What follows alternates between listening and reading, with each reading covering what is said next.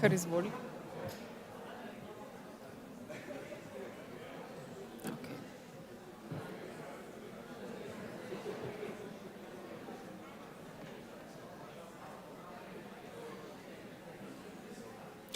Spoštovani udeleženci.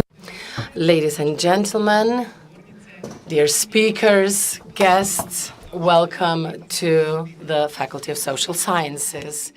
And also welcome everybody who is following us online. Why do we have children who are more and less subject to social coercion online? How does abuse impact children? And how does this impact the experts who are dealing with this professionally? We will talk about these questions, these issues, at the 14th consultation of e-child abuse. The organizers, Spletno within the Safer Internet Center at the Faculty of Social Sciences in Ljubljana, the Criminal Police Directorate, and the Association of Informatics and Telecommunications at the Chamber of Commerce. First, we will introduce the speakers, the organizers, and then the cyber trauma, the lecture of Catherine Nix. We have a short coffee break, and then Boris Radanovic will talk about protecting vulnerable groups on the internet. We have a snack break at 12:30. Then we have deep fakes among young Belgians, numbers market impact by Niels van Peem. And the last section will be Snežana Krieg, take care of yourself. We have simultaneous interpretation in Slovenian and English. And at the end, we will ask you to first, I would like to invite Mr. Iztok Prezelj, the Dean of the Faculty of Social Sciences. The floor is yours. Ladies and gentlemen, dear speakers, the Director of the Criminal Police Directorate, the Director of the Association of Informatics and Telecommunications, dear guests, online and offline. I'm very glad to welcome you at the Faculty of Sciences in Ljubljana. This is already our 14th consultation of child abuse. 14 years ago, when we started, this consultation was an experimental attempt. We didn't know how many guests we will invite, but we felt that it is an important issue. And the beginnings were completely different than today. Today, we have a lot of participants. Today, more than ever, 900 attendees, mostly online. We're very glad to be able to welcome representatives of numerous institutions. You know that child abuse online requires a multidisciplinary approach. We have police representatives, prosecutors, and those who represent the society, the social work centers, healthcare system representatives, and also attendees of the psychotherapy associations, many NGOs as well. I hope that all of the information, knowledge that you will acquire here will help you with your work, but let me add a few content aspects. The topic, child abuse, is relevant. It is a criminal offense. It is a violation of children's rights, human's rights, and it is a matter of security and safety. Some of these acts lead to suicidal thoughts, and young people, children and young people, are the most vulnerable group in our society that we need to protect at all costs. E-child abuse refers to creation, acquiring, distribution of child sex exploitation material. It is child sexual exploitation and sextortion. The demand of such material is on the increase in Europe and in Slovenia, and this should worry us. Especially, this trend began to appear during the COVID pandemic. More and more children are online, and more criminals are online. So the threat is on the increase. The European Union is a strong host of such CSEM material, so we need to do more in terms of forming policies and legislation. We as society, we have to be prepared. It is a reflection of our resistance, not only in the reaction phase, but also the phases before that. Therefore, other institutions that I mentioned that are not the police, that are not the prosecutors, are very important. So the identification of the issues, of the problems, and in the identification phase, and also in the implementation phase, this is very important. I would like to welcome the GPO, the Criminal Police Directorate, and the Association of Informatics and Telecommunications, which is covering the police and safety part, and the Association of Informatics and Telecommunications, who are in charge of the technical part of this topic. And we, the Faculty of Social Sciences, cover the social dimension. I would like to thank everybody who were working hard at the Safer Internet Center for all of your effort, for your continuous efforts and effective work in this field. I would like to wish you a productive consultation, many new ideas that can be implemented in sectoral and intersectoral, and a lot of connecting projects. Thank you very much for your attention.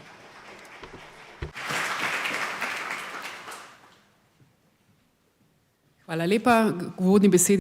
Thank you very much. I would like to invite Mr. Nenad Šutanović, Director of the Association for Informatics and Telecommunication at the Chamber of Commerce and Industry. The floor is yours.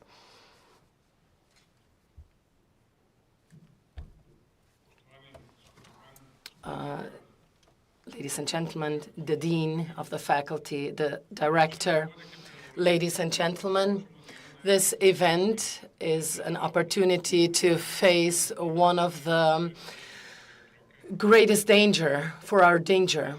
Digital technology, such as social media, online platforms, and AI tools, ChatGPT, for example, impact our lives on a daily basis, and they open a parallel digital world that we do not know. Children are present online. It is an attractive world for them, but it also opens many threats for children that children do not know. And the parents cannot explain the danger since they do not have the knowledge. The schools lack information and sharing of knowledge. And this is, unfortunately, the situation in Slovenia. One of the threats of the digital world is the creation of deep fakes, so the generated videos and images created by AI. And they can generate fake images of children in compromising situations. We need to raise awareness between children in this field, as the statistics show a very dangerous reality. The American Association for Missing Children had more than 36 million of reported AI-generated images of children, and these statistics is alarming. And 77% of offenders get these images in an open web. So we need to strengthen the safety mechanisms online, and we need to strengthen the safety against abuse. All of them mentioned before, We allow us to use solutions that we already have. For example, tools to prevent the dissemination of such images. For example, we have tools, additional tools for people who are later in life concerned about the images of their childhood period. More about that we will hear in the lectures that will follow. The new regulation of the EU is quite late to address all of these questions and issues, and would have to be implemented 1 year ago, but this had not happened. We need to do more to implement the regulation that will protect our children online.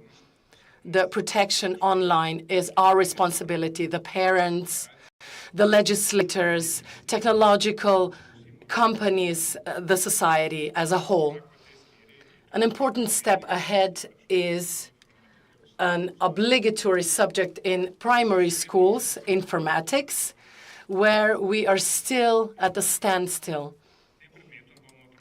This subject will enable children, would enable children, I must stress that, better understanding of the digital world and how to protect themselves against online abuse. Therefore, this consultation is an opportunity to join forces, our experience and knowledge, to create a safer internet. The Association of Informatics and Telecommunications supports all actions, and we thank everybody who contributes to the safer internet environment.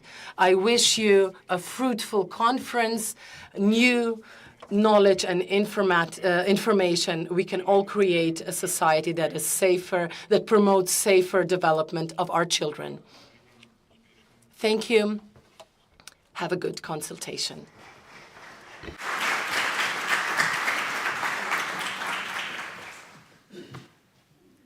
Hvala lepa.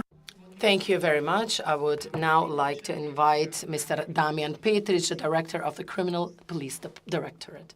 The floor is yours.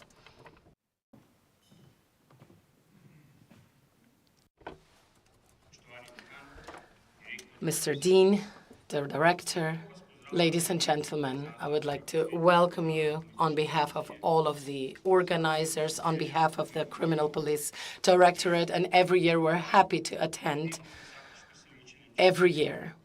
And I'm also every year surprised about the number of people, attendees, experts who come here.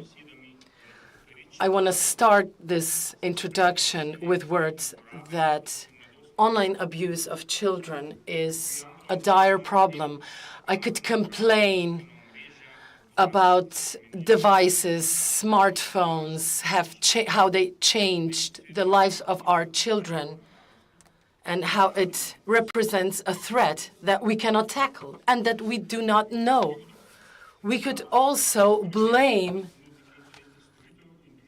the content providers, the internet providers that enable this to happen. But I will focus on challenges and offenses. What are the challenges of the future that we need to tackle?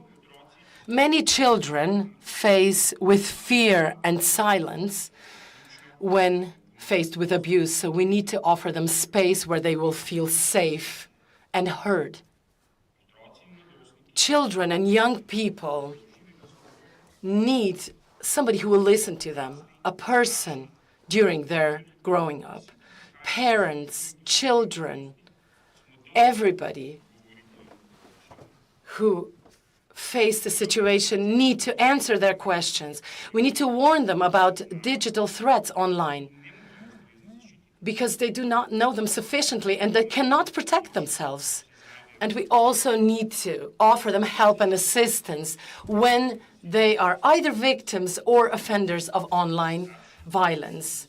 Parents, teachers, caregivers need to have knowledge how to know the signs of abuse and how to give assistance to victims. Parents and teachers who are throughout the day in contact with children need to be informed about sexual abuse, sexual violence. And I'm very happy to see more and more attendees of this consultation. You are the ones who see changes in children that could point to online abuse or online sexual exploitation. And then it is we, the criminal police, that need to take measures, and we need to protect the victim above all. The challenge of online abuse is the inter-sectoral collaboration.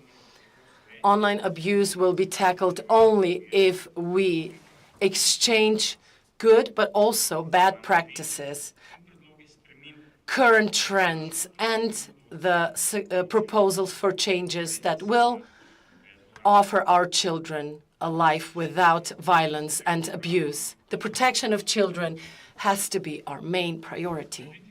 We have to build a society that will be aware of this problem, and the society where all players that are also here today will be ready to upgrade their knowledge about these issues, since the very quickly developing technologies demand this from us. We are aware that the dealing with digital online sexual abuse is a very hard task, emotionally exhausting, that demands a whole person. I would like to stress the work of everybody who work in this field. We are aware of the burden that you carry. So offering support and assistance to the victims during their crisis. The lack of such support can lead to burnout and lack of motivation for you. And the police directorate will start with the education and training for police officers who work in this field, so that our experts will be able to tackle such challenges. The reflection of our work, the exchange of experience, and the dealing with our emotional responses are steps to also ensure our mental health. The fight against online abuse is the fight of all of us, and only together we can protect the victims, help them, and at the same time, we cannot forget about ourselves and you, yourselves, and your mental health. Our common efforts can change the lives of children and offer them a better, brighter future. I would like to thank you, everybody, for your work and your future work. And I would also like to wish you a fruitful consultation. Thank you very much for your attention. Najlepša hvala vsem uvodnim govorcem. Thank you very much to all the introductory speakers. What are the impacts of online abuse? How do the victims feel? And what happens to people who are exposed to such images? We can, of course, imagine that the impact is horrifying, but we only need more. We all need more than just an image. Therefore, we have Catherine Nibs. She is the clinical doctor, researcher, consultant, public speaker, author, and child psychotherapist from the United Kingdom. The floor is yours. Let me just find your PowerPoint. Okay.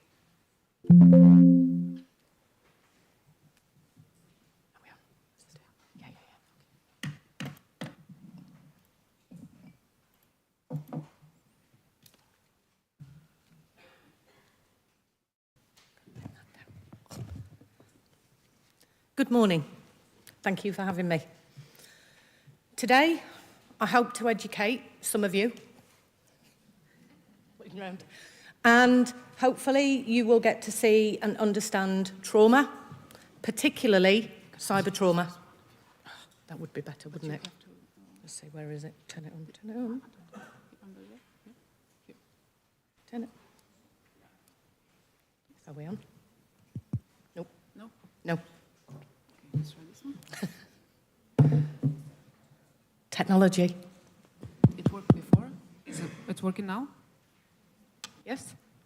Yes? No? No. Oh, tight, small. Turn the volume. I think I will have to, yes. Like this.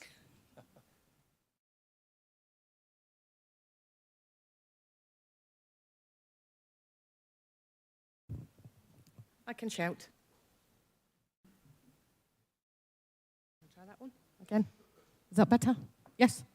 Yeah, okay. Right. I like to make eye contact. Okay. So what I'm hoping to do this morning is really help you understand children who have been exposed to sending images, receiving images, and the kinds of things that happen after the event. And that's usually where we come in as the practitioners, as the police, as law enforcement, as teachers, and those people involved in the children's lives. I will ask later on for a little bit of participation so that you can really understand exactly what's happening. So I will show you a bit of theory, and then I will show you a video, and I will ask you to let me know what you notice, because that's how we learn, experience and understanding.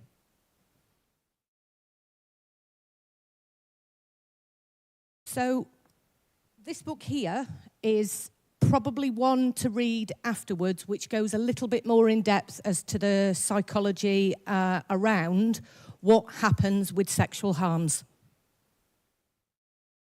And the yellow book is out in 17 days.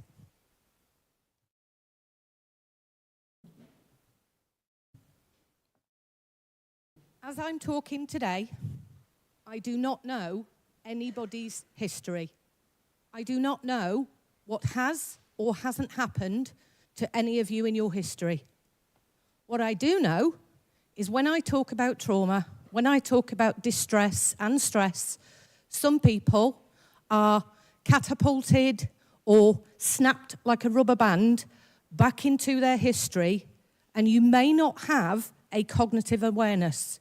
You might notice something in your body.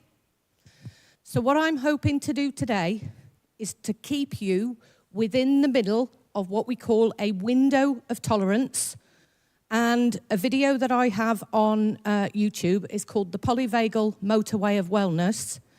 And this is about being in the middle lane. I don't want to evoke the fight or flight response, and I don't want to evoke the response where you daydream or dissociate. And understanding that is really helpful, because that's what happens to children. When there has been a trauma, they often become agitated, disrespectful, loud, violent, and that would be the red lane. That is what we call mobilization to safety. They need to get away, they need to fight you, they need to run away, and they need to stay in a position where they can assess the situation. Perhaps, sometimes, they go into the blue lane, which is withdrawal, depression, and they don't want to engage with you. And that can happen to all of us at any time based on our own histories. So as I'm talking today, and as other people do talk today, our bodies are going to notice that we don't particularly like some of the things we hear. We find them uncomfortable. And understanding how to keep ourselves regulated, and that's a nervous system regulated, and in a place where we can assist and be with children, then we need to notice what's happening within us. And this is why, often, psychotherapy is about your own nervous system. And my profession, well, we have to go for our own therapy. We have to make sure we can hold and contain the people we work with. And that's hopefully what I'm going to help you understand today, is when you work with these young people, whether they be 2, 3 or 4, all the way through to 17, 18, 19 or 20, and maybe even beyond, their bodily responses are often out of their awareness.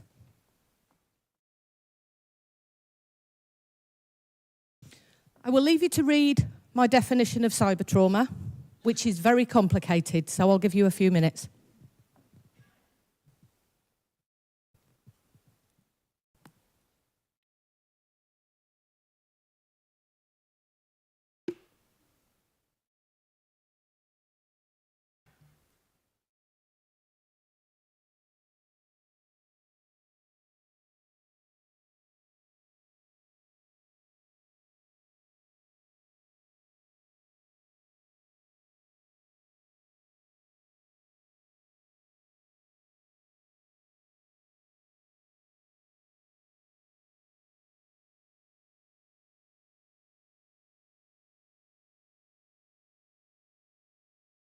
Hard work, isn't it?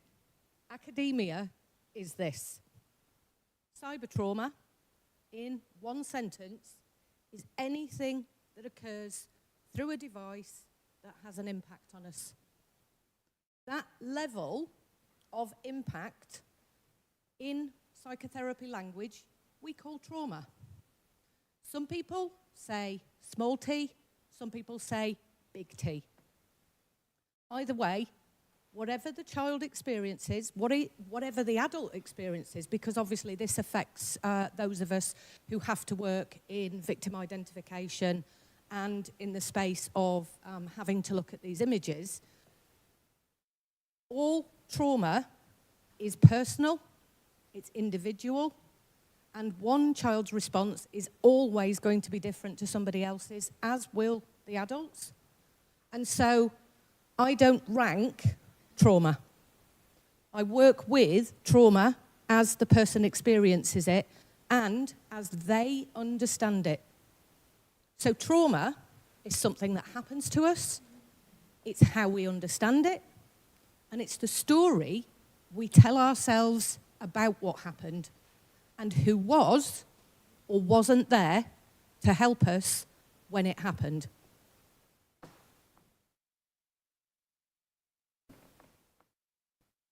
So, part of today is to help you understand the unknown knowns about child sexual abuse and exploitation. What we do know are what I call the known knowns. Well, not me personally, it's psychotherapy theory. We talk about what we do know.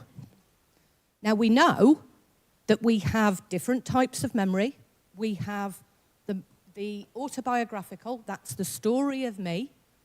And for those who are interested in neuroscience, that's the middle part of your brain, and Bessel van der Kolk would call that the mohawk of me, about the hairstyle. And what this is, it's a way we can tell our stories. We can say, this morning, I came down to breakfast and I had porridge and bacon and coffee, and I went for a walk. What I can't really explain to you is what the porridge tasted like, what it felt like to eat that porridge. And that's where we have the different types of memory where we can explicitly explain and implicitly know. And what I want to really get you to understand is it's the implicit, non-verbal knowingness that really affects the people who are traumatized. And this is what makes it difficult when we work with children, because we want to understand them. And we can only understand them as far as they can explicitly converse with us. We know the adverse childhood experiences, known as the ACEs, really do help us understand lifelong chronic illness.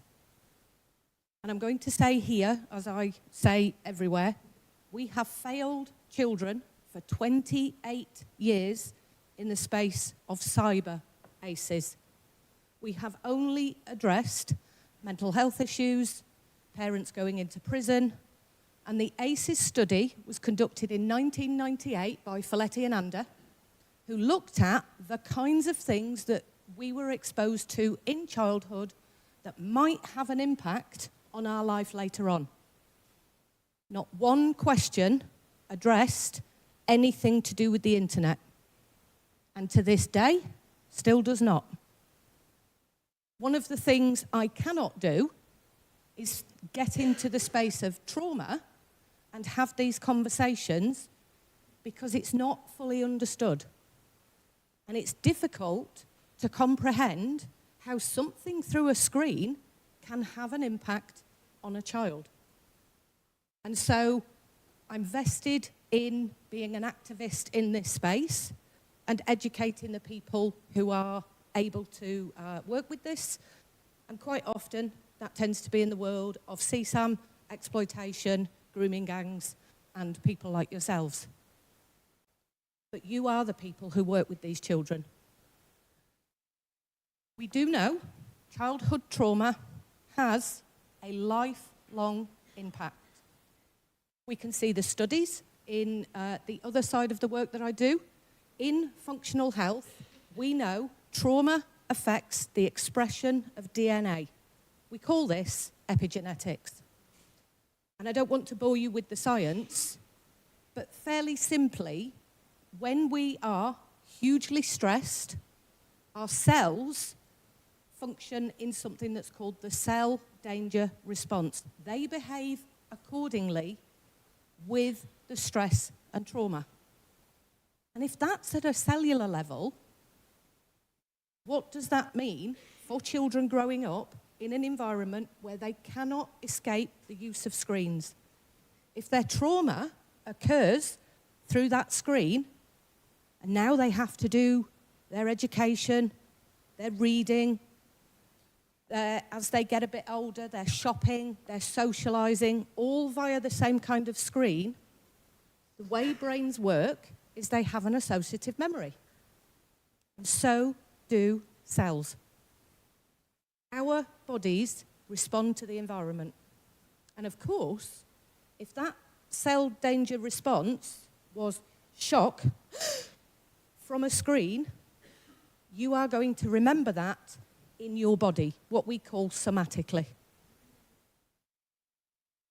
So what we don't know at this point in time, because people have not studied it, is what is the impact of cyber trauma on day-to-day functioning? What's the impact on the psychological functioning? What's the impact on the emotional well-being, welfare, and functioning? And what's the impact for lifespan theory? We don't have those answers. We're not even studying it yet. And it's now 2024, and the internet really became quite popular in, let's say, 1993 to 1996.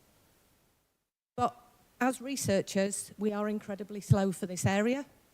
And one of the things I've pointed out is when I was writing the Yellow Book, I decided I wanted to see how many studies around technology and emotional well-being, or technology and the impact of seeing graphic material, technology and the impact of seeing kind of distressing material, versus a compound in broccoli called sulforaphane.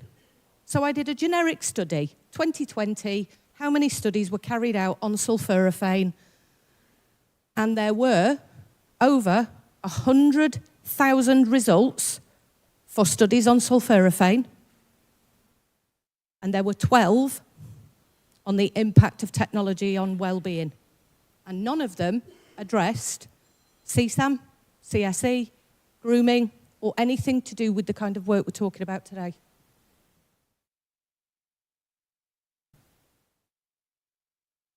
So what does cyber trauma look like? What happens when a child has been exposed to either providing an image, what I call first-person produced, they have been generally coerced into doing so, or when they have been sent an image.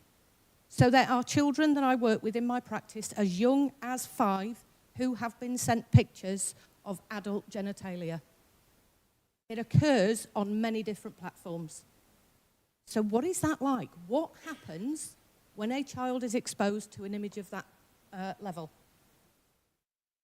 What happens when a child provides an image and then law enforcement or, perhaps victim identification are involved?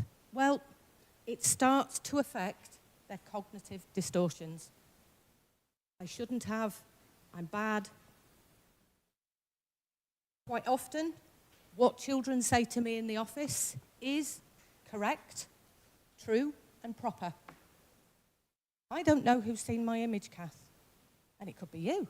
It could be the police officer. It probably is the police officer. Maybe the social worker and the teacher saw it. So those people, those grown-ups, have seen something of me that I intended to share with somebody else. And now, I've got to go to school thinking, has that teacher shared it? Did that social worker share it? Did the police share it? How many police have seen it? Who, in law enforcement, has categorised and identified that image, and how many people have seen that? And who saw it when it went on the internet? Who did the perpetrator send it to?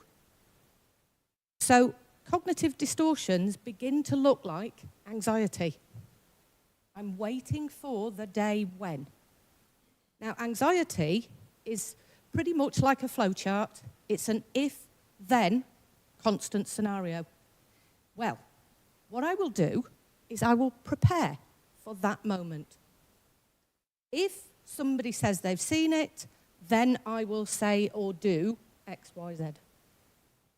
So children try to develop a plan for every single situation that could ever occur. That is really, really exhausting, and it really taxes the body. Because if you are constantly apprehending the future and trying to resolve all issues that could ever appear, you're not putting your energy and time into learning or socializing. You are continuously thinking about the danger that's coming. And that is what we call a stressed state. And that is exactly why cells have this cell danger response, because they get prepared.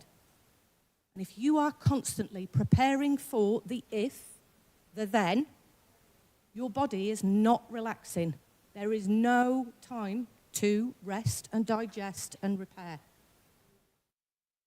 And so, some of the children start to present with physical ailments, which I'll talk about a little bit. But there's also this potential, and this is one of my clients. Her parents, the local authority, the school, the social care system took her off social media. And I asked them a question. What happens when she goes back on social media under her name? Because the perpetrators knew her name. Do you think that they won't find her again when she goes back on social media? And who has actually sat and prepared the child for that moment? And what about that potential 20, 30, 40 years in the future for somebody to message, to email and say, oh, you're that little girl, you're that little boy, you're that person who sent me an image in, 2024. Do you remember? That's why I talk about cyber trauma having a delayed response. Because even if a child comes into my therapy office and we work through the CSAM issue, I know there is also the potential for that child to re-experience that at any time in their lives, but also there's the potential for it to happen to one of their family members. So just imagine, 14-year-old Katie sends an image, it's dealt with, she goes about her business, and at 25 she gets married, and at 55 she's a grandma, and suddenly little Timmy, her grandchild, comes in and says, Grandma, why have I got this image? Have we even considered what the lifelong impact might just be?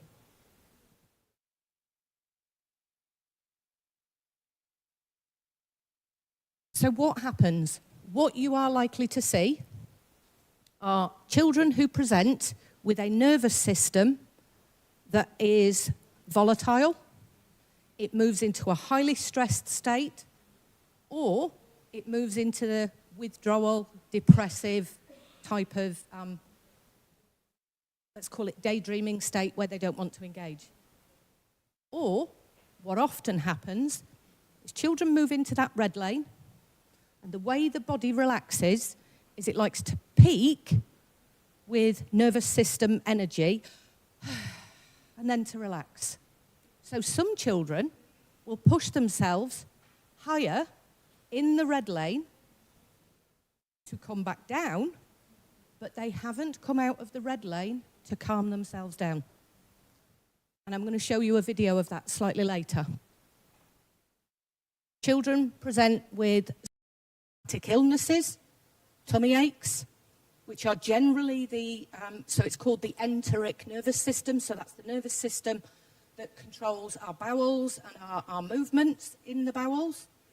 And often they are sitting in my therapy office, farting and needing to go to the toilet and not picking up that it happens. Oh, gotta go.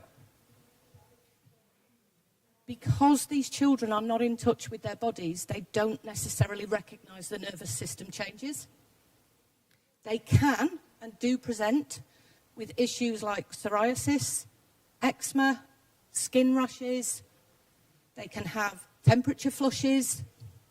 They can feel cold. They can also start to present with autoimmune diseases the longer the stress has been going on. And we know that from the ACEs study in childhood trauma, but I certainly see it with children who have been exposed to this kind of trauma. They also, seemingly quite a lot of the children I work with, and I would be really interested if we could do a piece of research on this, there is a higher prevalence of body dysmorphia in children who have sent images or taken images of themselves, and they spend an inordinate amount of time changing how they look on social media by using filters, because if that's the image I sent, and then I put this filter on, I'm not that person. So I can disidentify with the person who sent the image, and I can protect myself, I can protect my psyche. And of course, if you start to become this filtered self, this self is often forgotten. And what we tend to see is children who start to put themselves through huge amounts of makeups, tutorials. They start to come in my office and they will start to wear lots and lots of foundation, and their eyes, when they actually do their eyebrows, they look surprised, because quite often they're in a shock state, and they're emphasising that presentation of themselves to the public, to social media. Because, of course, it's too distressing to be this child over here. But if this child over here, the one who sent the images, was the one who had all of the makeup, they now take it off. And what I'm actually seeing are children who tell me they're fat when they're not. They tell me they feel fat. They want to have breast surgery. They want to go and get rhinoplasty. They want to go and get vaginoplasty. They want to change their body so they don't feel like the person who was manipulated, who was coerced, and who has a lot of shame.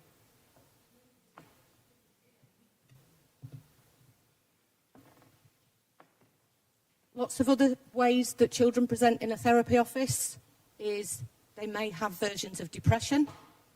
Now, depression in adults looks very different to depression in children. Depression in children can be throwing chairs.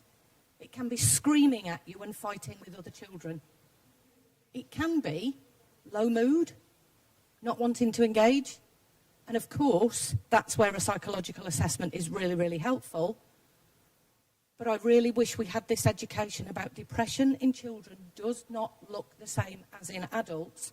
And therefore, what often happens is a dismissive statement about the naughtiness or the behaviour of the child. And we forget to see what's behind the behaviour as a form of communication. Quite often, the children start to develop obsessive-compulsive rituals around technology. Because what they're trying to do is create a way they can use, for example, Snapchat, that doesn't involve a conversation with the perpetrator or where the perpetrator was. So what they will often do is open other apps in a particular order before opening Snapchat. And that's so that they can afford their physiology a break. And if I take a particular action in a particular order, and it starts to become obsessive and it starts to become a ritual I can rely on, there's what we call habituated learning. It's less stressful. So one of the questions I ask when I'm talking to children in therapy is, so what's the first app you open in the morning? And it might be Snapchat, Instagram, Discord. And they'll say, why that one first? What do you then choose second? And I'm wondering if many of you are now thinking about what you actually do with your social media. Because we have rituals. We have our favourite platforms. And what happens when this trauma occurs is that pattern gets disrupted. And what makes our physiology and our psychology feel safe? Habits, rituals. Some of us might call them morning routines. And if you look on social media at the moment, there's a very, very large set of very famous podcasters who all talk about this morning routine, having a cup of coffee, going outside, taking a walk, getting in an ice bath. Well, it's the same for children. And the moment their alarm clock goes, they pick up their device and they want to start using it in a particular order.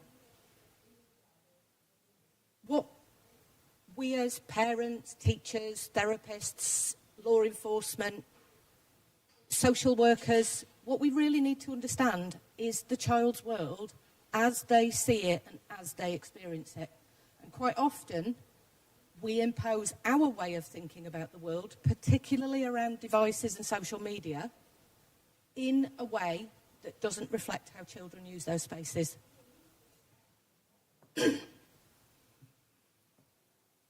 One of the things children certainly have done that I've talked with that have been through my practice and ones that I've worked with in the schools is children will also go on to view pornography. Now, what I am going to say is that word usually conjures up one particular type of production. Whereas what I would say is certainly there are as many types of pornography as there are fruit and vegetables.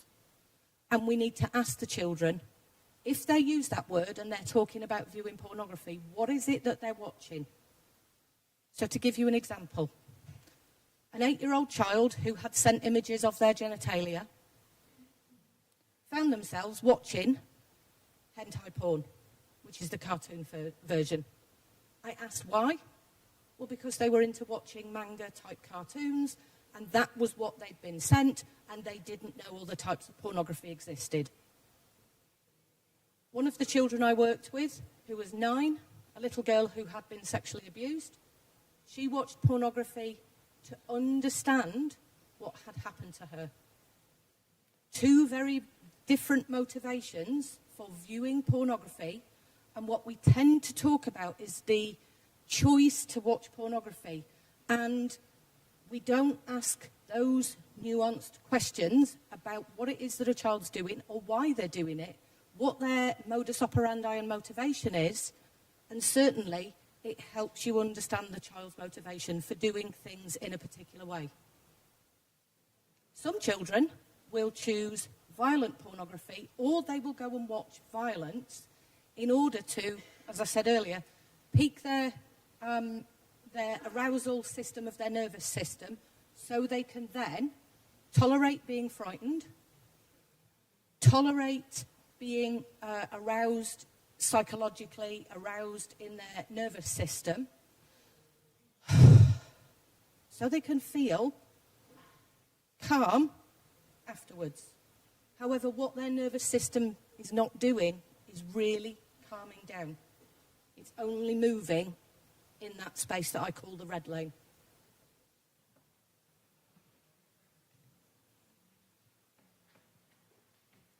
When we think about trauma, certainly there's a lot of conversations that will take place around what happens to your psyche, the psychological aspect of you, maybe even perhaps the soul, some people might say.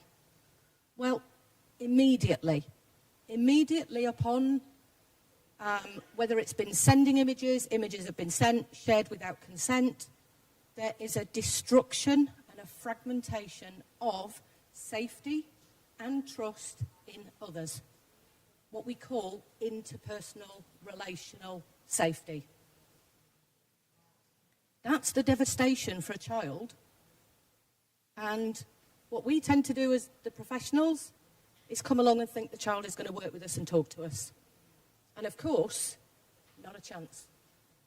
Their nervous system depends on them not trusting anybody for a very long time.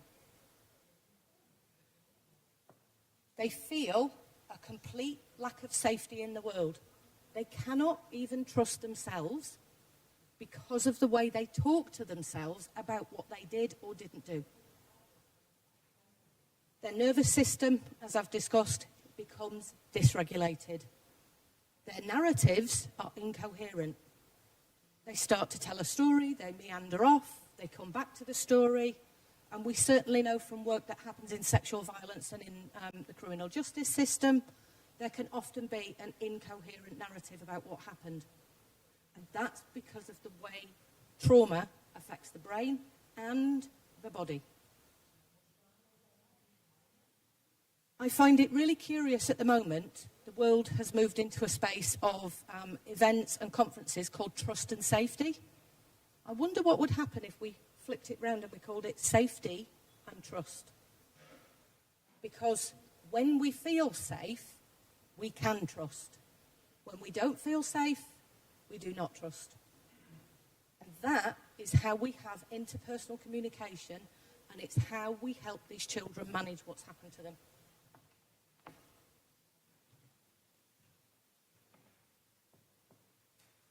The biggest feeling that's associated with any of this space is shame. Now, shame you might have heard about if you've ever watched Brené Brown on TEDx Talks. But actually, shame is really complicated. Shame is often called soul murder because it is so difficult to articulate. It's something that happens within us, and we find it very difficult to understand. So there are a number of theories, and one that's just emerged from a colleague of mine is something that's called shame containment theory. Now, I don't have time to explain all of shame containment theory today, but what I will say is the way that Lisa Etherson talks about this is there's the kind of shame that we can contain, and there's the kind that we can't, and shame has a protective function. In transactional analysis, we talk about the escape patches of life which are related to shame. And those follow many of the shame theories that are out there, and we either opt to hurt ourselves, to hurt others, to go mad, which is often what happens with the psychotic breakdowns and what generally happens when we're in a space of, I cannot cope, so I will not. And in other shame theories, we talk about moving away or withdrawing. In transactional analysis, and I'm going to swear now, we actually have fuck you, fuck me, and fuck everything. Those are the three escape hatches. Most children implode. They're bad because that's the feeling of shame. And quite often, noises reinforce that. You did what? The tone of our voice can really press down and impose shame to that cellular level. Now, trauma is experienced on the way in and expressed on the way out. No! How often do we do the first, but we don't do the second part? A lot of the children that I work with have only ever experienced the shame, not understood the reason I don't go to school, the reason I'm telling that teacher to do one, the reason I'm throwing the chairs, the reason I'm biting myself, the reason I'm cutting myself, is because I need to contain the shame, because it is so oppressive, it will leak out of me and I will be destroyed. And so you can see whether a child is pushing their shame out upon you or pushing it in upon themselves, it is a stress management process that they're engaging in. But what do we do? What do we do as the professionals? Sometimes we make that noise. But more often than not, we move in. Oh, that's so terrible. Tell me about that. Why don't we go for a walk? And children who have been through this kind of trauma don't feel safe. They don't want to trust you. So we're coming towards, they're now going to move away. So we need to learn to manage our need to be their rescuer, our need to have the solutions, our need to be the ones with the answers, and we need to sit with them and allow the space of the energy between us to give them that felt sense of safety. So I'm going to use that word again. That felt sense of safety. The implicit knowing, I am here for you, I will wait for you, we can do this together, and I'm not going to rush in with all the answers, etc., etc. So, I'm going to try and get these videos to play now. I'm going to play the videos twice. The first time round, I'm not going to say anything, and then I will explain the video.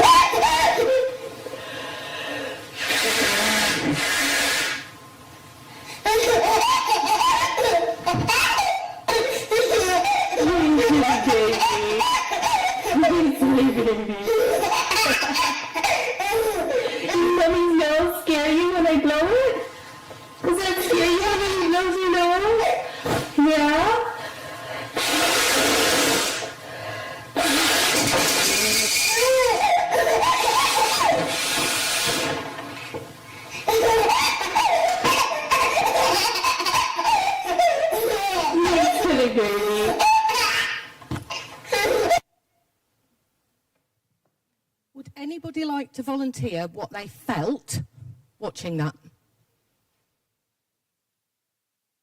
This is the part where you take part. Okay, terror. Yes, and what did you feel? Yeah? Okay. Confusion. Uh-huh. Yeah. Yes. So, in interpersonal safety for babies, that's really scary because you disappear, okay? Mum is blowing her nose, but if you notice, this little boy is called Emerson, and this video is about, 15, 16 years old. Emerson moves away at the first sign of the trauma because he doesn't understand it. And then Mum takes the tissue away, and he moves forward. And she must be smiling because his face changes. So I'm just telling you from a developmental perspective. I was watching his eyes when I saw this. And it goes on. But here's the process of trauma and cortisol. The first move away is quite big. He comes forward. The second move, he goes back with even more energy. On about the third or fourth time, he does not move. And we call that trauma saturation. Mum then starts to co-regulate him. In motherese. His nervous system can be regulated by the energy of the other. Phew. And then she blows her nose again. How many of you felt the noise he made in his tummy? And if not, I want you to listen to the last time he moves away And I want you to feel, really, the energy his body puts into that moment, okay? Now, this is a very safe kind of trauma. It's somebody blowing their nose.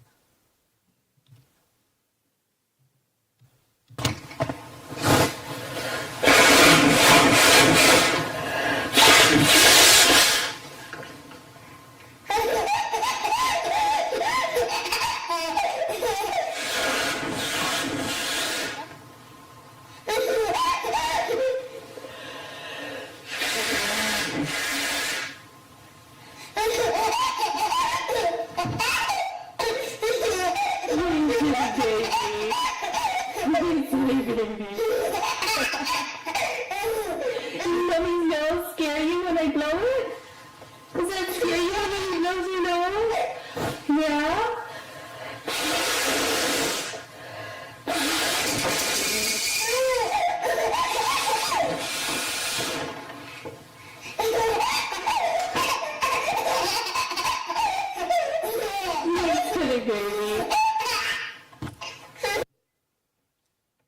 That last move is exactly what I talked about with the children earlier, pushing themselves to that really big. He made a noise from his tummy. That was guttural. He was out of the red lane. He'd pretty much overproduced cortisol and adrenaline, epinephrine in the brain, which is why his body reacted like it did. So when he comes back down, which will take him approximately 7 minutes, because that's how long it takes to get rid of the cortisol, after that period of time, then he would be back in the green lane. But imagine that child that's in the classroom that's listening to the bangs and the clicks and the twitches and the bings and the bongs of all of the kind of equipment that they're surrounded by and the associations their memory makes. Children in classrooms, even if we ban smartphones, okay, are still going to hear noises that remind them of the time that they sent the image and the ping came back and the message that said, I've just shared this, I've kept this, I've screenshotted it, why did I send that, etc., etc. So I'm going to show you just how quickly cyber trauma happens. This gentleman here is Joe Tidy. He is a journalist from the United Kingdom, and he went to visit the Internet Watch Foundation. When AI images, so this is almost a year old, this documentary, when he went to the IWF, he was told, we have 11 images, starting with category C, and we will move all the way through to category A. They are rendered, so you are not going to see some of the things in the pictures.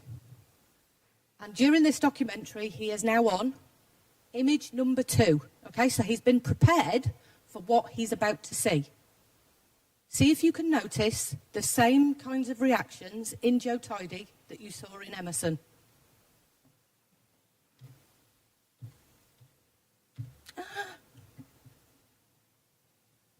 About 3 to 6 years old. It's really realistic. It's quite realistic. If I saw that, I would think it was a photoshopped image.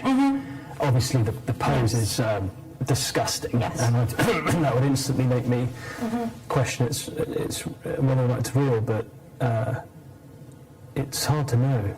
So this location is a bedroom, and that's quite classic of real images that we see of children posed in the bedroom. So this. Did you see that type of image? Yes. Children doing that pose for children that young? Yes. It's a horrible image. Just the idea of what she's doing here. I know you've redacted it for me, but it's still. Yeah, it's still quite hard to powerful see, and actually. it's difficult. Absolutely. Absolutely. Because these are images of children being sexually abused, and we can't get away from that because that's what's happening. Sorry. That's okay.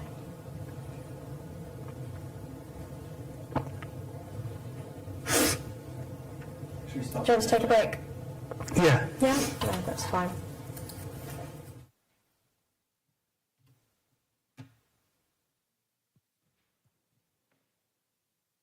What do you feel like watching that video?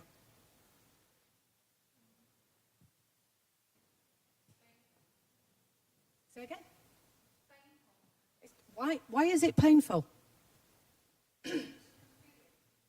You can feel it. Isn't that funny? That is a screen. There is no person in this room to project this electromagnetic energy. This is energy of one human in distress. And you felt it. It's not a nice feeling, is it? How would you describe it in words?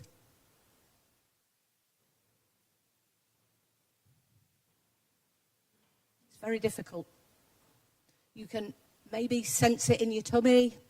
You might have a pressure on your chest. You might feel like you want to fidget. Or, as in my case, that you want to go and give him a hug. Oh my goodness.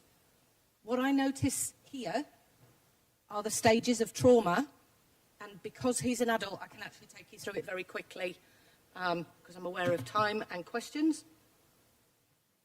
So I am going to talk over the top. About 3 to 6 years old. It's really realistic. It's quite realistic. If I saw that, I would think it was a photoshopped image. Obviously, the pose is disgusting, and that would instantly make me question it's whether or not it's real. But Losing the ability to speak. It's hard to know.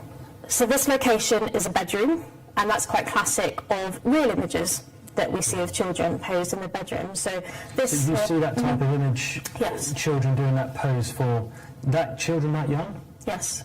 It's a horrible image, just This is what we call the idea of what she's doing here. I know you've redacted it for me, but it's still... self-soothing. Yeah, it's still quite hard to powerful see, and actually. it's difficult. Now Absolutely. in major distress. Absolutely. Because these are images of children being sexually abused, and we can't get away from that because that's what's happening. Sorry. That's okay.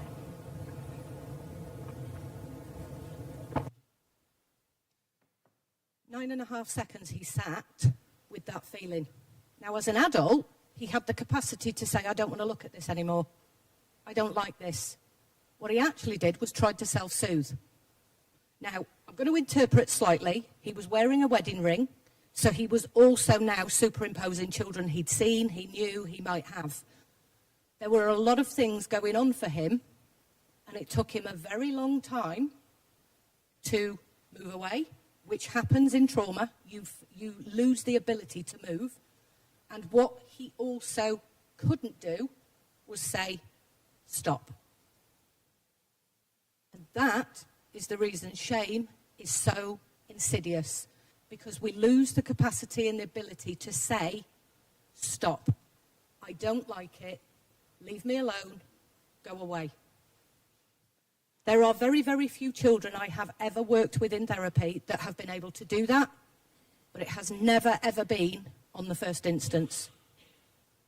So we need to think about when children do say stop, my word, that takes a lot of power. It takes a lot of cognition, and it takes a lot of courage and bravery. And so, when we think about us becoming trauma-informed to be able to work with these young people, we need to think about what is it that we think, feel, do, and what is it that human beings overall think, feel, do. What children often do is cut off part of their think or feel or do. You might find that a child just wants to be busy, just wants to play out, doesn't want to come and talk to you because they don't want to feel or think about what happened. Some children want to talk to you about it, but they don't want to do anything about it. So when we think about what we are here to do with these children in understanding them and being able to support them for the rest of their lives, because once this has occurred, it can be a lifelong trauma, unless you follow the other part of the ACEs study, which is known as the resilience questionnaire that was carried out. You are what is known as the one person who can be there that is and does provide a sense of safety. Quite often, parents in this case are generally traumatized themselves, so they can't always be the one to provide that safety. And I'm not saying we are the panacea, but we can give children that space, that time, to be the one to provide them with a sense of safety and trust and belonging and understanding without judgment in a trauma-informed way. And now I really am starting to sound like a psychotherapist.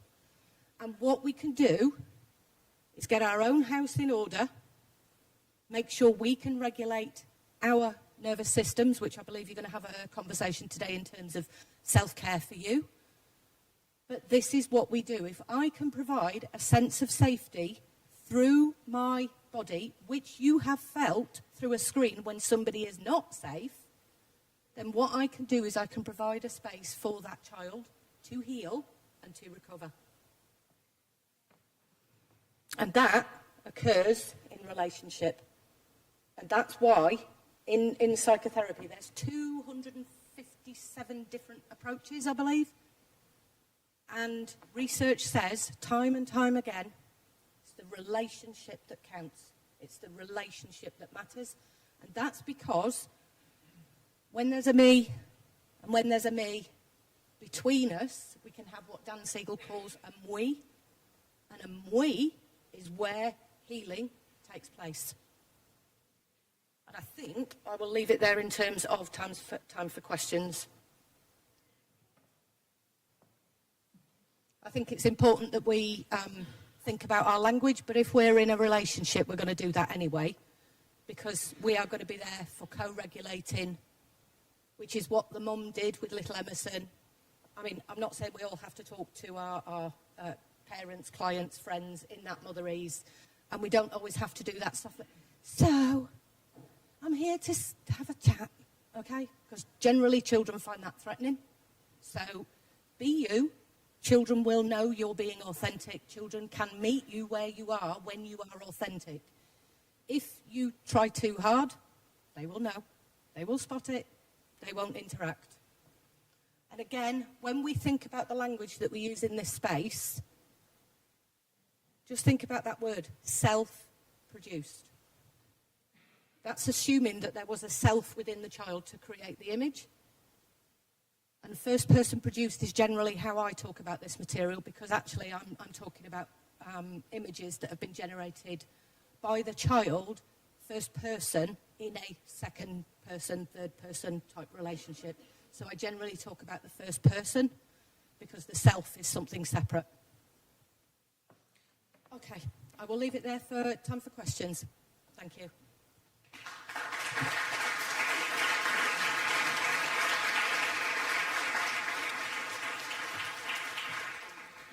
Okay.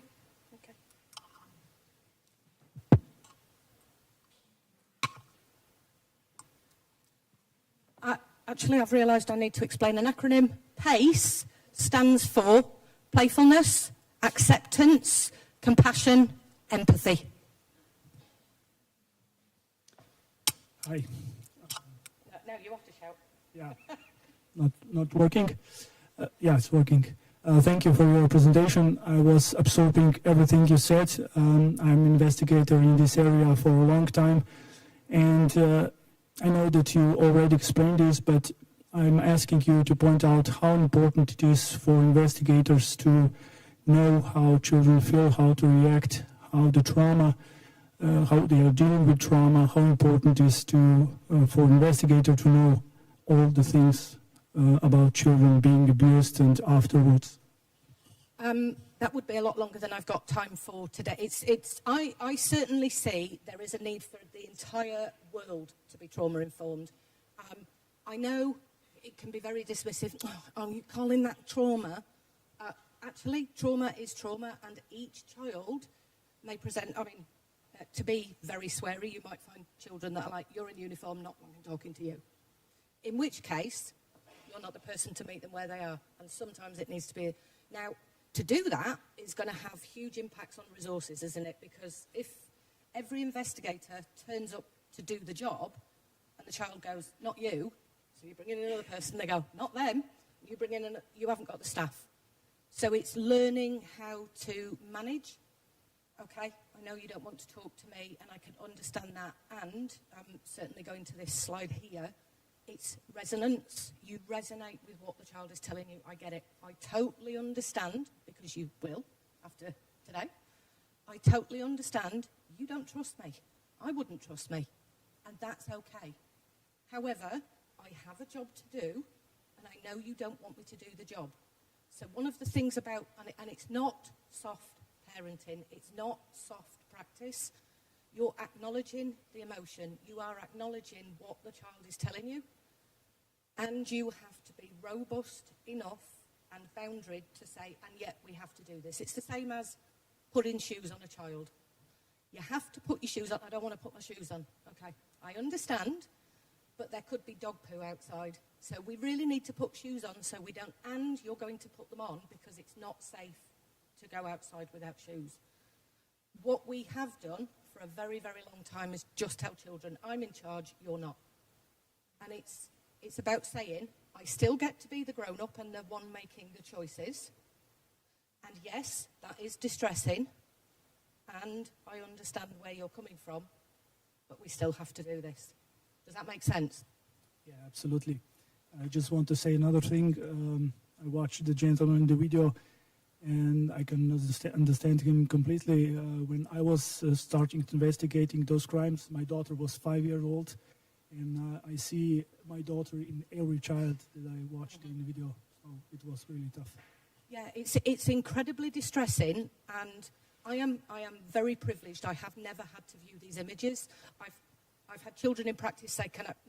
No, I know my own response, and in certainly in the world I work, vicarious trauma or second-hand trauma, it gets lots of different names, is something to manage. But what we also then do is we look at our own children, I'm a mum myself, and we go, oh, has this ever happened to you? Do you know anybody that it's happened to? And we then become cognitively aware. We can be looking at any child, and certainly in today's world, knowing the figures that NECMEC have. How many children have had this happen? How many children have been exposed to this? Where are we in terms of being able to catch up with the data and hashing? And I find it really distressing to go shopping because I see so many children and I think 50%, 60%, 70%, 20%, I don't know. I just don't know the figures, but I do know there's a lot of them on social media being unprotected in this particular issue. Scary.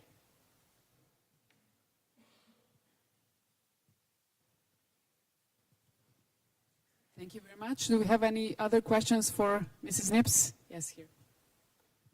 Thank you so much. I don't know. This works. It works. Hi. Pleasure. That was really excellent. I loved the video with Emerson. And you used the term there, and if I got it incorrectly, it wasn't healthy trauma, but you said it was, what kind of trauma is like looking at somebody sneezing. Is there a digital version of that? Well, the experience is still traumatic, but it's something that a child or grown-up needs to go through to their kind of digital age. Do you know what I mean? I would put that on. So my PhD is actually looking at children under the age of 11 who have viewed inappropriate content. And whilst I can't, and no ethical body is ever going to allow us to show children something traumatic, but we do know some of the research that's been done about, and again, it's not very robust, but when you look at research that's like, look at this view of a beach or the countryside, and then we show them an image of two animals fighting, we say that that's the equivalent. I don't think it's anywhere near the equivalent. So I think what we have in this space are best guess, anecdotal conjecture, and honestly, I don't know the answer to that. As I was looking at it, it just seemed like the digital version of sneezing. Like in life, we need to see other people sneeze, and then this child may be young or scared, and their reactions are absolutely adorable and tough to watch. But like, we need to go through. Is there like? Oh yeah. No. So in trauma, we talk about eustress and distress. Eustress is good, healthy stress. So even building neurons in the brain takes a certain amount of stress. You have to stress a neuron for it to then reach out to the next neuron to start communicating. So yes, we have appropriate levels, such as, for example, the sneezing. I'm not sure what we would appropriate that to in terms of digital, because is it appropriate that every child sees a beheading? No, probably not. However, that is their current normal. So because we didn't do this research before COVID, and now we have excess screen time. We just don't know the figures. So I don't know how we can say what is eustress, and there's no way to measure it unless we're constantly walking around with fMRIs and, you know, biomarker technology on ourselves. We just don't know how to measure it. And there's other confounding variables of we're breathing, we're eating, we're sneezing, we're going to the toilet, etc., etc. But there is a phrase, what doesn't kill you makes you stronger. And if you can understand the story, this is how trauma is resolved. If you can understand the story of what happened, how you made sense of it, how you can understand who was and wasn't there, and the fact, and I'm going to quote Bessel van der Kolk now, this terrible thing happened, and I am now over it because it no longer has an impact on my life, then yes, we could say there are, certainly, most parts of stress are necessary for growth, but distress is when it causes issues. And most people in today's society are managing stress, and it is the distress that they're managing. Does that make sense? Yeah, thank you. Thank you. Any other question for Mrs. Nips? If not, thank you very much, Mrs. Nips, for these interesting insights. Hvala lepa, gospe Nips, za to zanimivo predavanje.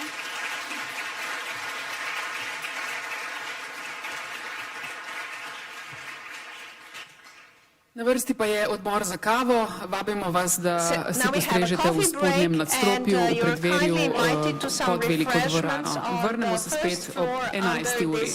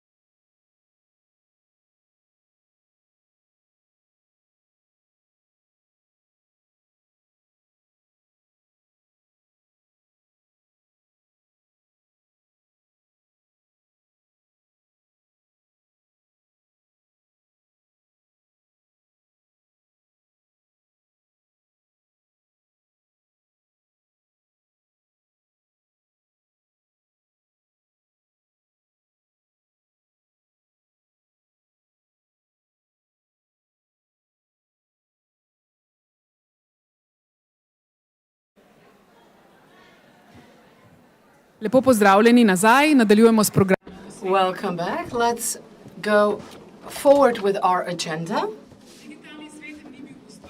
Digital world was not meant for children, was not created for children and young adults. And nevertheless, they spend a lot of time there. They are subject to threat, sexploitation, and other forms of sexual abuse online. Non-consensual dissemination of sex coercive materials is only one of the subject of the threats, and Boris Radanovic will talk about this topic. The floor is yours. The title of his lecture is Protecting Vulnerable Groups on the Internet. Whichever one, but you have to hold it like close to your mouth, like you. This is the clicker. Yes, I think it should work, or yes. Can you just play the... Yes. Okay, what's that? Absolutely. Dobar dan svima. We'll switch to English. Hello, everybody. I was held up with the radio. We had a wonderful discussion. My name is Boris Radanovic. I'm the head of engagement and partnerships at SWGFL, which is a UK not-for-profit charity, part of the UK Safer Internet Center. And we have been doing this work for the last 25 years. Next year is going to be 25. So first I want to say thank you so much to Andrej and the organization team and the Slovenian police for the invitation. And thank you so much for having a coffee. Now you're all perked up and nice, and it was a wonderful presentation as well by Catherine. Today is going to be a little bit different, and our topic is going to be somewhat different, but I understand as well, connecting with my previous colleague who presented, it's going to be a little bit trauma-informed, and you're going to see why and how. So I love to start with this quote. I don't know if you ever saw it or heard it. I think it's true. We've got Paleolithic brains, emotions, medieval institutions, and godlike technology. 3.2 million years. That's how old, depending who you ask, our brains are. And that's where we go from when we see something online that we react emotionally. That's what the social media wants to get you. It wants to get you mad, it wants to get you happy, it wants to get you excited. It doesn't want to keep you in that green form, in the middle form, as Catherine said. It wants to get you in that red. And then we have medieval institutions. Whether that's in Croatia, where I used to work and live, whether it's in UK or the United States. I had the privilege and honor of visiting 44 countries in 10 years and advising many of them how to update their policies. And I'm sorry to say, you're the best we have. I know it sounds scary, and I genuinely mean it. You're the best we have. In the lives of children around you, the institutions will always move slower. And at the point of writing a law, the law is outdated already. At the point of writing the policy is outdated already.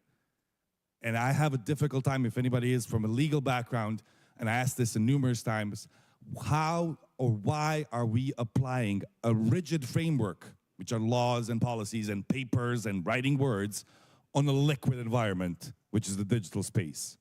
It just doesn't work. But we have to do something.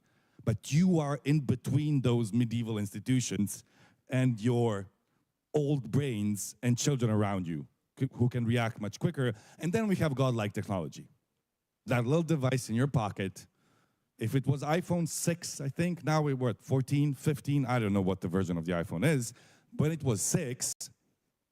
It had the same computing power as the lunar module, which landed on the moon. The top 3 uses for mobile phones today: communication, looking at cat pictures and memes, and porn. There has to be better ways to use those devices. And you're the best people to do it. I heard that some of you are from social care, some of you work directly with children, teachers, educators, and police officers, either working on the education and prevention side or on the consequence side, what comes out of it. But I'll repeat again, you're the best we have.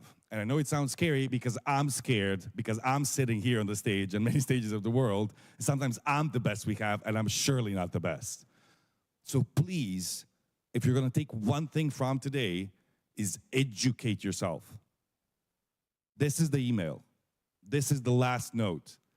We need you to educate yourself about digital technologies, mobile phones, TikToks, MicMics, and LickLicks, and Pal Worlds, so you can be those people around children to protect them. And we can start with this. I asked AI, by the way, for our visual learners, can I create me an image out of this, out of that quote? And you can see two things. Number one, AI still cannot spell as good as we can, so we got that. And number two, yeah. By the way, there's new AI. I'll tell you later. This is even better. But number two, like the image is really cool when you look at it, right? From that quote, it basically captures it all in a really interesting fashion. So again, utilizing technologies for the benefit of humankind, or you as a learner, as somebody working in prevention, somebody working in education, somebody working in social care, you can use AI to help you craft some of the imagery. And many of them in my session today are going to be created by AI. So this is the title. I understood I have the shortest title in the whole conference, which I do apologize, but the longest session. So please hold on with me. We're going to do good. Couple of things that you notice. I speak at 212 words a minute. 160 is considered fast. So I don't know what 212 is considered, so I apologize to the translators. I'm really sorry. We'll do our best. I'll buy you a coffee later. I work at the SWGFL, not-for-profit charity from UK, and we are part of the UK Safer Internet Center for many years, and we work with Internet Watch Foundation on multiple assets of helpline, hotline, reports of CSAM, education. We have a national helpline for teachers, or as we call them, professionals working with children. Anybody working with children, we help on a daily basis. And we have the intimate image abuse helpline, revenge porn helpline, where we take down intimate image abuse of adults. And we're going to talk about that as well a little bit later on. But first of all, random quokka. Anybody ever seen a quokka? Yes? So-called the happiest animals in the world. And they are. They're awesome. So today we're going to be talking about some difficult topics. Again, connecting with Catherine. Sometimes you might see a random quokka appear on your screen during my session. We don't know much about digital technologies, but we do know that in your streams on social media, if you go and consciously like Black Panthers, silly pictures of animals, when you stream in that zombie mode and sometimes a random picture pops up, it helps with your mental health, okay? We know that. So when we talk about difficult topics today, when you see a quokka, you can take a deep breath with me, remind yourself you're safe, you're sound, everything is cool, and the world is a little bit better place with quokkas in them. They're awesome, but do not touch them. They're really like sensitive animals. They don't have natural predators. You know who the only natural predator is? It's us, and our diseases. So like, don't touch them. There's like, figure that out. Random quokkas, awesome animals. Think about it. So again, I ask AI. Out of this quote, and I spoke to one of your colleagues here from police, had the pleasure of speaking a week ago at the UN office in Qatar, Japan a year ago, any country in the world that you can mention. I've been in this space for a decade. And what I know from data, and now some things from experience, but talking to many people, almost coming to data or science, the crimes that we saw a decade ago being committed by the age group of 18 to 25 is now going down to 11 to 15. It poses a lot of questions, from care, education, law, age of criminal responsibility. You saw what happened in Vienna and Taylor Swift concert.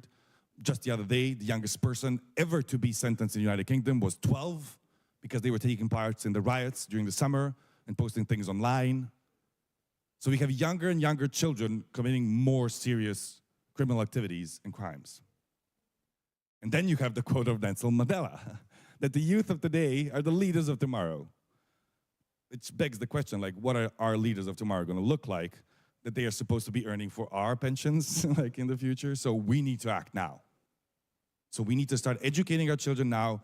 The first concept, which they do not understand, that their digital activities have real life consequences. Because somehow we have created a society where they don't think that those things connect. That you can speak online and send a snap that will disappear, it won't. That you can share an image of yourself even though it's a criminal activity, that you can bully somebody with no consequences even though that person in 25% of the cases is contemplating suicide. Like, there's a gap in the knowledge sharing between us and children around us. So I went to Poland last week. We did a similar session on this. And I asked AI to give me a visual representation of the vulnerability in the internet age and how does it look. And this was kind of using the Polish, I don't know, like it just created it by itself. And then I asked it to do the same thing for Slovenia. It's like, you can tell me if the AI is wrong there, but it does have a Slovenian flavor a little bit there. Might be, I don't know. There's a lot of mistakes. Like, it's making mistakes, so use it. Like teach the AI what it is or what it is not. But it presents like an interesting concept. Again, something as a starter, a conversation starter, especially with children, where you need to build the bridge of communication. We were the generation that needed to learn how to pick the phone up. They're the generation that need to learn how to put the phone down. But we're the generation that's supposed to teach them that. You didn't have a phone until you were maybe 7 or 15. You didn't have social media until you were probably in high school, maybe late elementary. They now have social media at the age of 2, like 5. 25% of children in UK, up until the 2-year-olds, have 25%, 1 in 5 of them, 1 in 4 of them own their own phone already.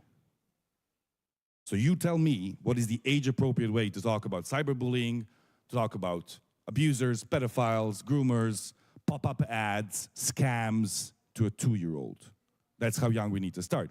So then we talk about vulnerability. And as quoted in the last session, Brené Brown says, vulnerability breeds vulnerability. Between 40 to 60% of children, depending what country you look at, 40 to 60% of children up until the age of 18 will end up in a harmful situation online. Okay? So it's not an if, it's a when.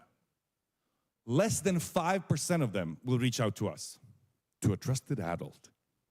And I did hundreds, I don't know, maybe 500 sessions all across the world with kids. And I always ask them, what would you do in a situation? And they're all in unison. We taught them to speak in unison. We would talk to a trusted adult. And I lean in and say, would you? They're like, nah. Why? One, they don't trust you. You're not a trusted person. You don't even know how to pronounce Mick, Lick, Lick, or TikTok. Did you see the bold glamour filter? You don't even know it exists. Why would I tell you that all of my images on social media are faked? Because I'm not happy with how I look. And I can have that conversation with each person in the room because none of your images are real on social media. Because I Googled Slovenia before I came here, and there's 2 conclusions. Number 1, it's the sunniest country in the world with the happiest people. But that's not true, right? I don't mind you. You're adults. You do you. But our children are then looking up to something that's called an unattainable ideal of beauty, of life, that we created. So the simple answer is, it's not them, it's us, but that's also a difficult thing to understand. We created the internet, we made it popular, it wasn't made for children, we had 35 years to fix it, and we failed. And if we continue down this line, I believe as adults, we will fail in our principal duty to protect children and create a better and safer world for them. So I'm happy I share a room with crazy enough people as me that we believe that we can create a better world and can change them. And I definitely know we can because I'm doing my part and I hope you do yours.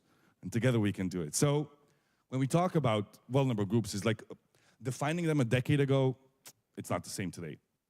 So going into the specifics of it, you can fall asleep after this slide. This is what you need to worry about.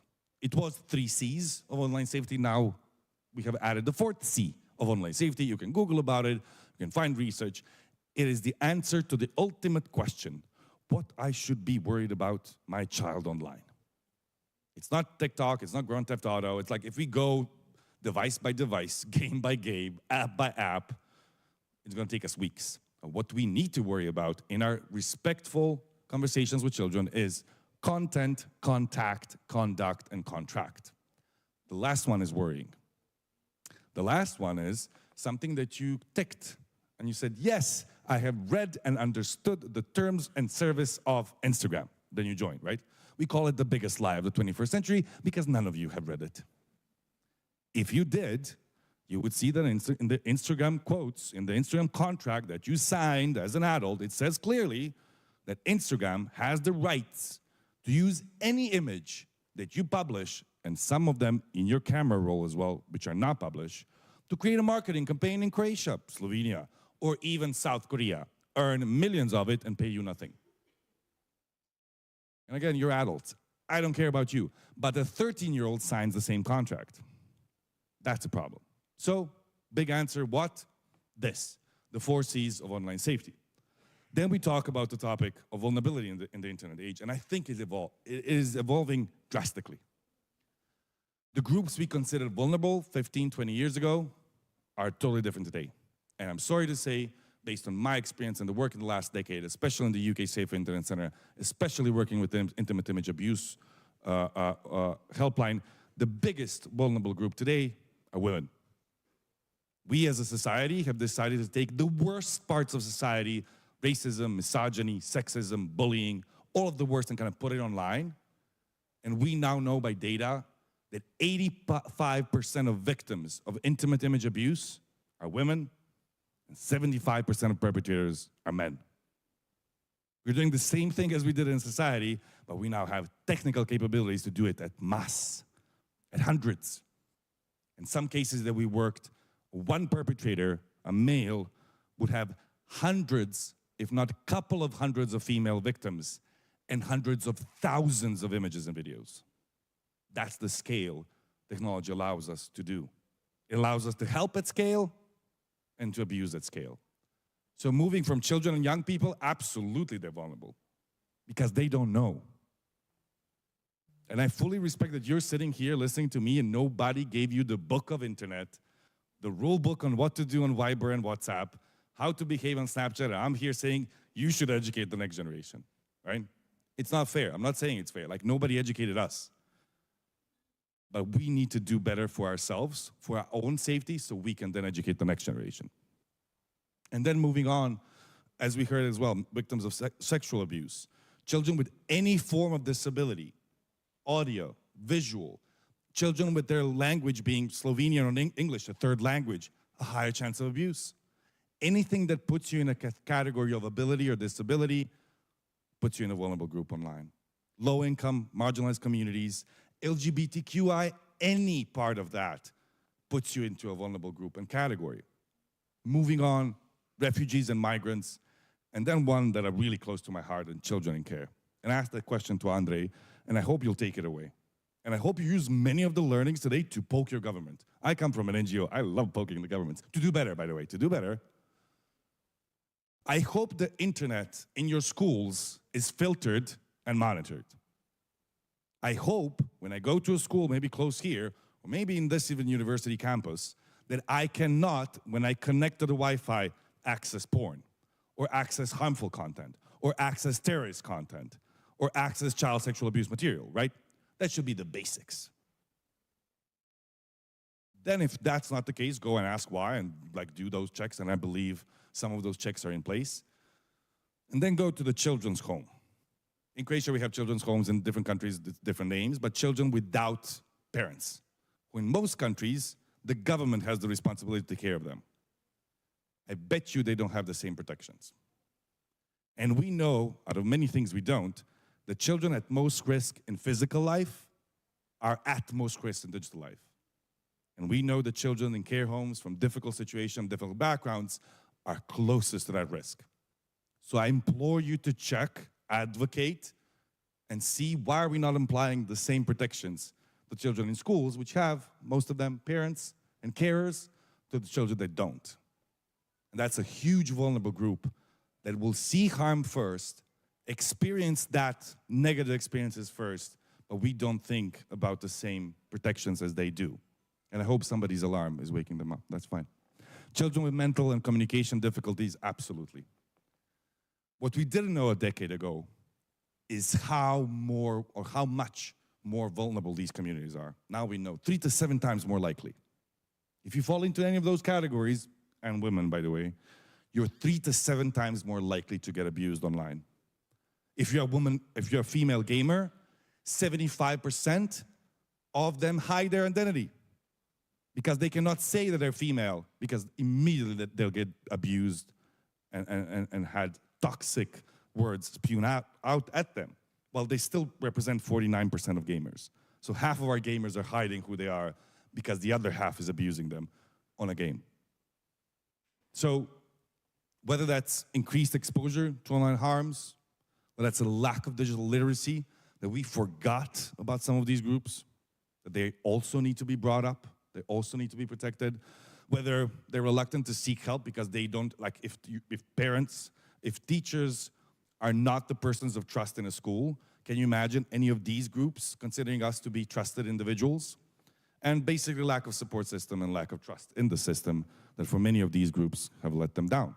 So then you can talk about vulnerable adults, seniors, daycare centers where we leave our children for like half a day so mom and dad can get some peace and do some shopping, or a sauna. Like, what is the environment there? Like, we trust them inherently that they're going to take care of our children. Like, they're going to go online. They're going to play the V and the PlayStations and whatnot. Like, what are the checks and balances? What are the policies of the connections online? You can create the most safest environment in your home, and then your kid goes outside to public Wi-Fi and connects to everything that he or she wants. So a lot of questions we need to be asking that needs to evolve. So when I put this slide up, most of the parents say, thank you so much, Boris. This is basically a teenager. I know. That's why it makes it difficult. That's why, based on research, in the Western developed world, parents talk to their children around 10 minutes per day. 10 minutes. And you should fit in health, education, homework, like all of the topics there, love and relationships, and somehow online safety and protections. While you, on the other hand, have far more time in front of their children to notice the changes. And sometimes there are little kind of subtle changes that can be made in their behaviors, or a sudden reluctancy to use any technology, or a sudden need to use the technology all the time. And I'll tell you why. When we talk to people, when we talk to children who have been victims of child sexual abuse online, often the perpetrator is not a person that you can kind of clearly show or identify, but the way of working is. Create a friendship, become their best friend, try to alienate them from their family and friends, prove that their parents are wrong and they are right, and then kind of extort them for images or videos or abuse of their siblings or themselves, or meet up in person. That's basically how it goes. The first step is becoming friends, and that's a difficult one. Because online, when you go online, everybody wants to kind of find their tribe and find their friends. That's the whole point of it. We want to belong somewhere. We want to play the game with our friends. It is really difficult to understand the difference between a friend and foe online because sugar looks like salt. And you're 7. And you love the game. And somebody approaches you online and you start talking about the sword. And you want the pink sword. And the pink sword is $250 or euros. You don't have $250, but that person is going to give you the sword. And he or she is so cool. You don't know, they're like an elf as well as you. And you kind of get the sword. It doesn't come in the mail anymore. It comes on the screen. It's just pixels, by the way, nothing more. And you engage in a friendship conversation. And that person just immediately starts talking to you about items and the trades. And you have what perpetrators, groomers, and pedophiles didn't have 25, 35 years ago. That is the first topic of conversation. It's really hard to walk up to a kid on the street and start talking to them. But in a gaming space, we talk immediately about the game, the objective, the items, something. My next point of call is to get you off the game. Get you into an environment where you can exchange images and videos, or do a video call, or any shape or format of that, to get you out of that environment so we can communicate and send that. That is one of the first steps where a child can step away and feel something wrong is happening there, and then walk across the bridge of respect and communication that you should have built with the children around you and get you and say, something weird is happening here. Can you help me with this? And then it progresses into abuse and other forms. So what can we do?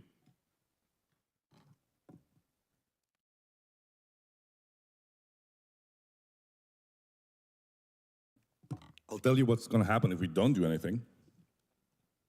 We worked on many cases in the UK. On the top is one of the most heaviest ones. Harry was an autistic child in a special education needs school, and he was in a bakery. He wasn't having a good day. He was having a fit. and he got recorded trashing the bakery. Not a nice sight. He got plastered online, the video, as the bad UK youth child, kind of poster child for bad UK youth. Harry's mother came out and said, whoa, whoa, like, that's not Harry. Harry's a beautiful child. That's a moment in Harry's life. Harry had a moment, like he has special needs. Please remove the video. The social media said, no, it is in the public interest to leave that video up. Not so long after that, Harry attempted to take his own life. Not until Harry's mother reached out to us, which we have a platform in UK called Report Harmful Content, not illegal content, harmful content, that we reached out to the platforms and explained that this video, even though it doesn't present anything but against your policies, presents a real danger to the life of a child, take it down in a matter of seconds, sometimes hours. They did. It shouldn't come to that, is the whole point. And then is the story from Croatia. I don't know if you read that one. When a young man came to the a gas station, a petrol station, to apply for work. Again, whether or not, but possibly had some mental health issues. The worker recorded a video abusing and just playing with the child, with the young man in that case. And that young man later on did take his own life. That is the consequence if we don't do anything. Around 25% of children who are being cyberbullied are contemplating suicide. It's not like contemplating to change the school first. It's like the most severe consequences. And we have nothing to compare to that emotion. We might have been bullied because of our hairstyle, wearing glasses or whatnot, and then you walked home, and then it stopped for like an hour or maybe a couple of hours. But today you carry your abuser for 24 hours in your pocket. You open the app, you have all of the warnings, all of the messages, all of the screenshots continually abusing you. 2 o'clock in the morning, 2 o'clock in the afternoon, after your gym session, after your swimming session, like it happens continually. There is no escape. And the advice that we got, just ignore it, he or she might like you, doesn't work because it's not true. And you have no way out. And the trusted adult is watching a football game and doesn't have time for you. And your teacher doesn't know the knowledge. And the only people you can talk to is the people of your age.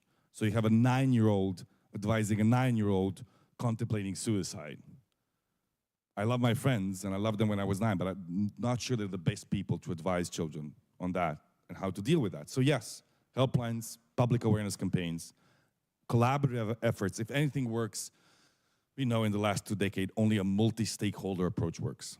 So that means the lunch lady and the head teacher, the parent, both of them, but as well the teacher and the child, like all of the people around the child need to be involved in that education. So we can have a better chance. If you want with me, by the way, that's a quokka, if you forgot. Take a deep breath, you're safe.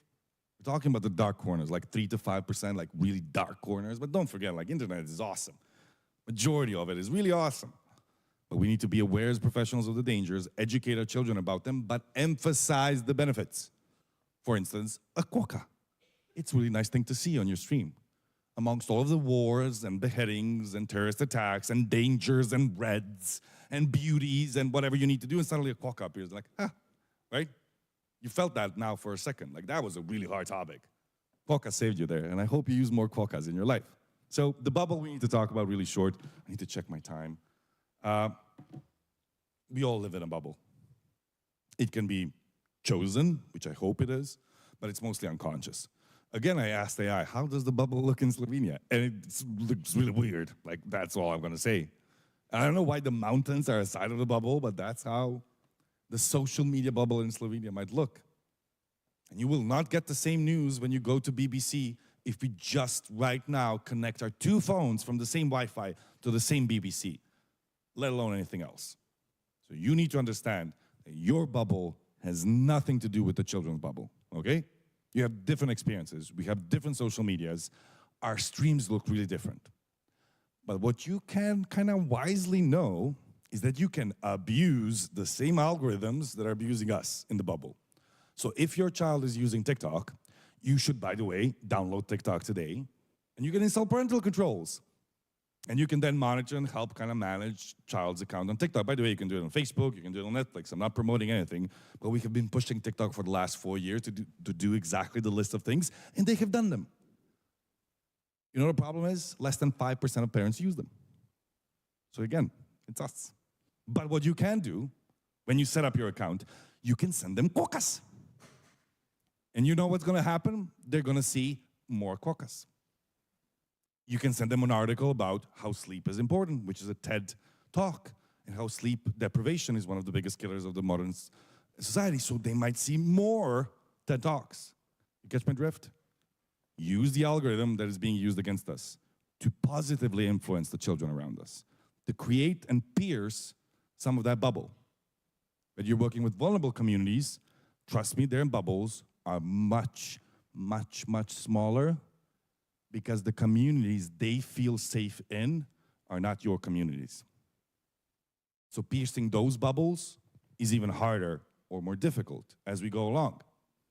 So today, I hope you become a bridge builder, which is really ironic coming from a failed or kind of dismissed civil engineer, but we need to be doing that.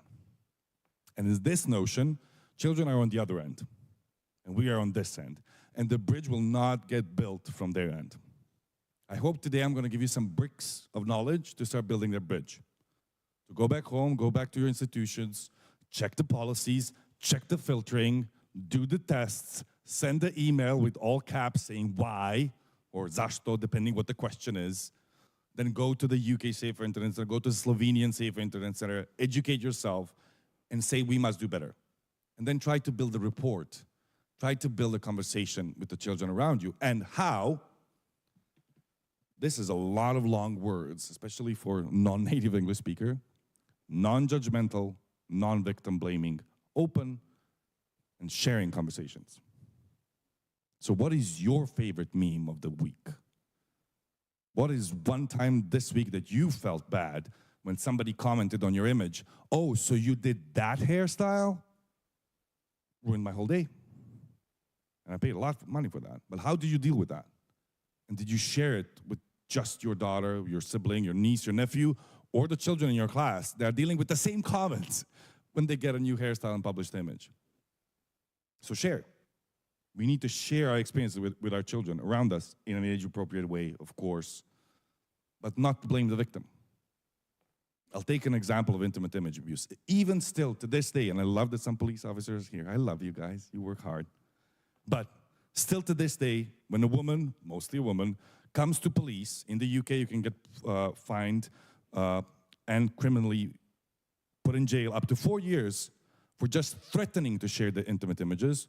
I would like to see some of you check the Slovenian law is the same here. Can we update it maybe a little bit better? Goes to the police and says, my partner is threatening or already shared my intimate images, ruining my life, my professional career, everything else. One of the first questions the police ask is, why did you share the images in the first place? So they call us anonymous intimate image abuse helpline, and 33% of them are suicidal at the point of call. We're not an emergency service. There's 37 women and man teams strong in a little charity in a parking lot, serving a country of 66 million people. Like, we're not, like I need you. I need you to take my job. And I always say my job is to be out of a job and go back to Croatia and chill on the beaches. But in 6 years I've been working in UK, it's just growing. And the point of my organization is to stop existing. Like, we don't want to grow. Like, we don't want to have more people hired. Like, growth for us is a negative thing. So we need to evolve our society's stance of what does it mean to be non-victim blaming. And to connect it, we need to find good examples. So I love an example. If, for instance, unfortunately, my house or my flat gets robbed, somebody breaks in, and I call the police and say, oh, listen, somebody broke in. The police would not say, oh, Boris, why did you buy so many fancy stuff, right? It's not upon the victim to explain why a crime has been committed. We need to find the perpetrator and focus on that. And again, I know where I'm talking, and I know how it is in Croatia and the Balkans. There's a lot of evolution we need to create on that, and responsibility, but I'm talking about how to talk to children here. And you can apply it to adults at the same time. And that conversation also needs to have a part that none of us had as children, and that is a listening part, where we shut up and listen to them. When I do sessions with kids, I speak half of the time, and half of the time I let them speak. I learn a lot. I learn a lot of misinformation. I learn a lot of lies. I learn a lot about threats, new games. And then I constantly remember, what are the 4 C's of online safety? What are the 4 C's of online safety? Like, what should I be kind of worrying when I'm listening to them? Like, oh, you're sharing images on Snapchat. Cool, cool. A lot of them. Oh, wow. Awesome. Go into the next room, scream in a pillow. Come back. Be cool. Listen. And if you do, you hear stories. And there's a lot of stories that you can hear about us using social media. And by the way, on the right, it says 65. It's 25 and over, let's be honest. Anybody above the age of 25 uses a couple of apps. We just don't have the time. They do. And that's where the bridge needs to be built, okay? And oh, I'm so sorry. Outdated data. This is the new data. This is how it looks now. It's not better. The gap is even wider. That's where we need to build a bridge between us and them and their experience and our experience online. And then if we move on to the digital playground, I love this, showing to professionals who have a safeguarding background. I bet that each and every one of you, when you go into the children's playground, you scan it, you see the edges, you see like it's a thing we do professionally, right? So I implore you to do the same thing, but in the digital playground. And there's a couple of things missing there. Number one, there's no human adults there sitting on the corner observing everything. There's not a human there playing with the children as well. At least not us. Where would you think that a pedophile would go and look for jobs? On the digital playground, of course. Or in the institutions where he or she can engage with children, right? So what I'm asking you is, join TikTok. Go play Roblox. Go play Minecraft. Enjoy the spaces in the digital playground where children are, so there's a higher chance that one of us is there, might see something reported, or stand up in the digital space. We can do that safely and be that positive light. And I always love to say, and as well, applying to the police, and as well many social care and educators here, I don't consider what we do as a job, because nobody chooses to be underpaid and overworked. I think it's more of a calling. And I respect you fully for choosing to help others, but I am asking more, and I'm fully aware of that. There's around 2,000 people in Europe doing the job we do in safe internet centers, maybe 5,000, and I kid you not, maybe 5,000 in the entire world. 1 out of 3 internet users is a child. We need more of you to join those spaces to help us protect the children, so the digital playground becomes safer. It's never going to be safe, but safer. They do know more. It might be the first time in human history when children know more than adults. That's a difficult position, because there is no authority box that you can stand on and lecture them on when you don't know. You just don't know more than they do. But you have something that they don't, which is wisdom, or a prefrontal, fully developed cortex, so you know the consequences of your decisions. They don't. But maybe you can game with them. Maybe instead of a movie night, you can have a game night. Maybe you can download TikTok and try the bold glamour. I kid you not, like, be careful. You're gonna be looking beautiful. It's the best filter out there, and you're gonna soon realize that digital dating has changed forever. It's basically everybody's catfished. Like, everybody's face is real. If you're a man, it does work on us as well, but you just look glorious. But it works mostly on women. I'm not even gonna steal some of the quotes from my colleague coming up next.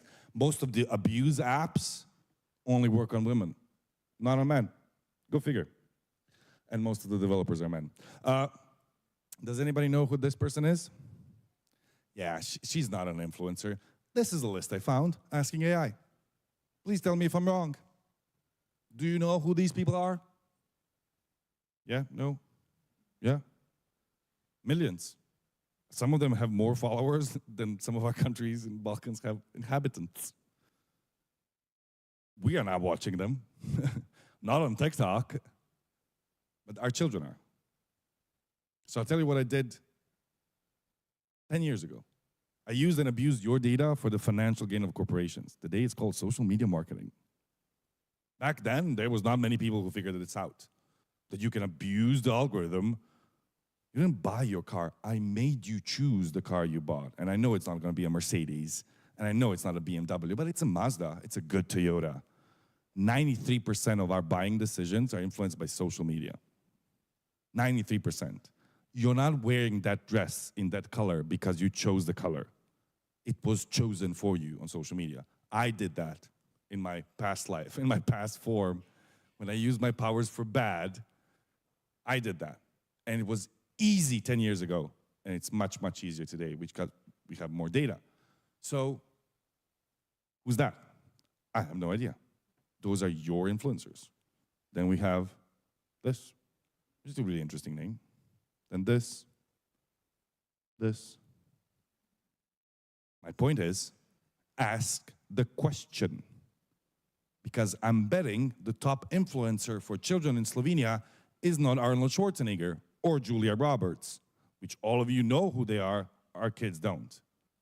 So their influencers are doing two things which I'm sure you know, but they don't. They are A, selling them things, and B, using them for marketing. I ask kids, you know Mr. Beast? Anybody knows who Mr. Beast is? Okay. Usually 99% of kids know. There's only a couple of you who did. Like the most influential online YouTuber, influencer, and I ask kids, what is Mr. Beast selling? And they go, chocolates, cars, whatever. And then I said, no, you know what it is? And I said, your eyeballs. And they go like, ew. But it's the fact. He is the best person on the planet selling our attention. For every 4 minutes in his video, for an ad that costs between $1 million to $3 million kind of to get into the ad, because they are the next generation. And you know why? And you know why it works? Because how many of you have bought a prime drink for yourself? You don't even know what it is. It's the most sold beverage in the world for the last couple of years, being pushed and sold by two influencers. One, the most influential one in UK, the other one in the US, and every kid in the world knows about prime drinks. The quality of the drink, we can talk off-piece, not the best. A lot of lawsuits. But that's because they, influencers, pushed a new beverage to our children that we then had to stand at 7 o'clock in front of Hoffer or Lidl or whatever to buy the drink for our kids. It's like basically an energy drink. None of you even know it exists. That's the question when you talk about influencers. The modalities of harm we need to consider are changing. It wasn't the same a decade ago or 20 years ago when we learned, don't put your private information online, right? But then you create a Facebook profile, name, surname, mobile number, all of our friends, and you put it there. Okay, that advice doesn't work. Do not meet with strangers that you met online, right? But mom uses Tinder and dad uses Grindr and they go out and meet strangers that they met online. That doesn't work. So you see the things that we were brought up to believe. Do not share anything, do not share anything. Somehow switch to share everything. And we were like, yep, we're gonna do that. And then the police forces on the other end say, why are you doing this? Right? But you are now in that position. You are now in this conference. This was the email. This was the warning sign. I asked this question last week, and I'll ask this question hundreds of times across the world. It's a rhetorical one, so don't jump in. What is the benefit to the child of sharing their videos or images online? There is none. We feel better. I'm the proud mother, I'm the proud father, I'm the proud uncle. We just went to karting. We enjoyed it. It was awesome in that BTC, whatever. We wanted to post an image of me and my nephew. But we thankfully got the balaclavas. It looked a little bit sinister, I'll be honest. But that's the only image we chose to publish. It was just our two kind of sets of eyes. Because we were protecting and educating the child next to me on their choice, their consent, and their privacy for that image to be published. Of course, we had to take 10 of them, but one of them got published. The modalities of harm are changing. And I can be here in a week or in 2 weeks, and I can tell you that the biggest rise, which I can connect with the police forces that we saw, in front of children's care homes, there's now QR codes. Doesn't say anything, just a QR code, which you scan the QR code, You get connected to a USA website selling vape pens, like you know the electrical ones, yeah, but with THC and marijuana in it, that gets directly sent to your address. So you tell me, how can we educate the forces there to protect us when the modalities of harm are changing so rapidly that I got that report just a couple of weeks ago in UK asking, like, what should we do? I was like, tear this QR code off? I don't know, like, what can you do? That's how quickly it can change. And this is one thing that we need to keep in mind. This research was done kind of in Latin America, Sub-Saharan Africa, 1,000 parents and guardians. This is the gap that we need to build a bridge. The more and more our children are experiencing sexual explicit online content, we talk to them less and less and less and less. Don't you find that odd? And I know the culture that we both share in the Balkans. You don't talk to your parents about some of these things, right? There are no more taboo topics. Internet has removed all of them. And if we are not in a position to talk about the inappropriate with our children, they're going to find ways online to do it. What we need to do as professionals is to find appropriate ways to talk about the inappropriate. And we need to do it quick, because that gap is only widening with every new piece of research we see. The statistics growing every year. But you look at IWF, our partners at the UK SIG, NACMEC in the United States, any charity working in the space, the more they look, the more they found. Child sexual abuse content is on the rise, horrific percentages, year on year, breaking records. What scares me about it, that the average time is now one Netflix show. The quickest is 19 seconds. That was the amount of time that I flipped the slide.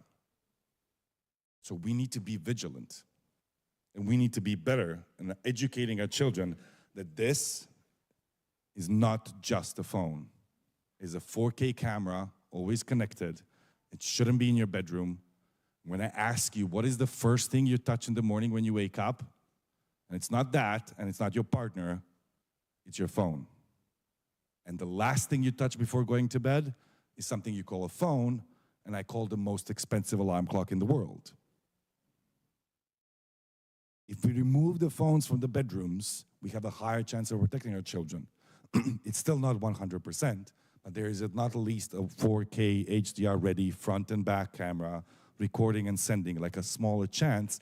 But then everybody in the house needs to abide by that rule. Everybody needs to have the same place to charge the phone. And you shouldn't be using your phones in the bed as well, because 2 hours before bedtime, if you look at blue light, you'll have a harder time going to sleep. When you wake up in the morning, you need to allow some boot time for your brain, so don't use your phone for the first 20 minutes or 45 minutes. Go back home tomorrow and tell me how hard that is. Or tell me in the last, 53 minutes, how many of you touched your phone, right? And it wasn't the Pope, it wasn't the Prime Minister or the President, right? It is hard for us as adults to do that. And we want to stand on a box and say to kids, put your phone down, while holding the phone in the other hand, right? Doesn't work. We need to do better. Whew. We're safe. It's again a quokka. They're awesome. And I did this a couple of times. And suddenly a woman puts her hand up and says, I've seen quokkas. I'm like, oh my God, you're the first person. She says, there's one problem with quokkas. You're not allowed to touch them. And I'm like, yes. But nobody told that to quokkas. So they come up to you and they cuddle. But then you kill them if you touch them. So like, be careful. They're a sweet animal. They're the happiest animals in the world. I love them. So I asked AI, what are the dangers in digital spaces for children? They didn't say, like, I don't give it much because I want to see what the data is behind it. Number one, I didn't tell it to make a sad face. It's really telling. And again, misspellings. But there's new updates about AI. I'll tell you about it later with coffee break. But it looks pretty much as we think it is. It needs to be balanced, you know? The good and the bad, the positives and the negatives. They need to be supported in the negatives and surrounded by safe and good advice that changes over time, but at the same time be aware of the dangers. I have now seen in almost every session that I do, kids who have been scammed for hundreds of euros on Roblox. And sometimes it's called a Robux scam. If I were to rewind 25 years ago, none of us had 250 euros to get lost on a scam online, right? Because we wouldn't be mad to buy something online, right? Well, today that's like a normal thing. So they have accepted the same kind of purchasing logic as we do, but they want to get Robux. They don't need money, they need Robux, because with Robux, you buy the entrance to some servers in Roblox to play the games. So how are we going to get Robux? But, well, you could do the surveys and fill out a survey and earn real money. You can open an OnlyFans account and sell your feed pics. That will get you some money. Or you can use any other form of having digital money to use. So, like, I'm giving my kid only 10 euros a week, but they have hundreds of euros they're spending on a game. Where is that money coming from? They can create a Roblox game and earn Robux on Roblox. By the way, it's Robux on Roblox, it's gold on World of Warships. It's a different thing. Like, every game has its own currency with a different exchange rate, intentionally made to confuse you. I'm sure not many of you know the current exchange rate for like euros to dollars. If I go to kids today, they would know what is the exchange rate for euros to Robux, which is really weird. So finance and financial scams, again, a modality of harm that is changing. But the only thing I can stand on is research. Professor Przybylski, Oxford Internet Institute, the latest and the biggest research, found little association between teenagers' technology use and mental health problems a couple of months ago. That's the latest. That's the science I need to stand on to present you the left and the right, the good and the bad, and you make educated decisions. But this is what the science is telling us. So it's not the social media. You know what the scary part is? It's us. It's us as humans being fallible. It's our children having issues and challenges. It's so much easier to blame Mark Zuckerberg or Elon Musk, right? Because we have a thing to point at. It's really hard to say that we need better mental health services, we need better support, our teachers need more salaries, we need more time with our children. Like, that's the difficult one. The easy one is let's ban Facebook or whatever. I would wish that before 1988 and the invention of the World Wide Web, there were no children's suicides, right? Doesn't work like that. So this is what the science is telling us in a week. For instance, but by the way, if you ask them, do you use Facebook? No, but do you have a Facebook account? Yes. But they will never post anything on there.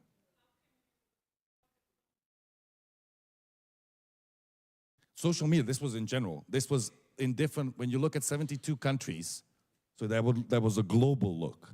So if they don't use it somewhere, trust me, all of them have accounts. But how many do report them on kind of research is something completely different. Because some of them use some of the features of Facebook, which is really good, which is groups, to exchange schoolwork. But they will never post anything there. They kind of use the fake profile and fake images. Again, research, reality, global research, looking at a local lens is difficult. But you're right in that. It's mostly not there. But where it is then would be my next question. So I asked this question, and please shout out the answer. What is the average age of a gamer today in the world? Give it to me. 4, 9, 6, 7. Thank you so much for playing the game. You were wrong. It's 35.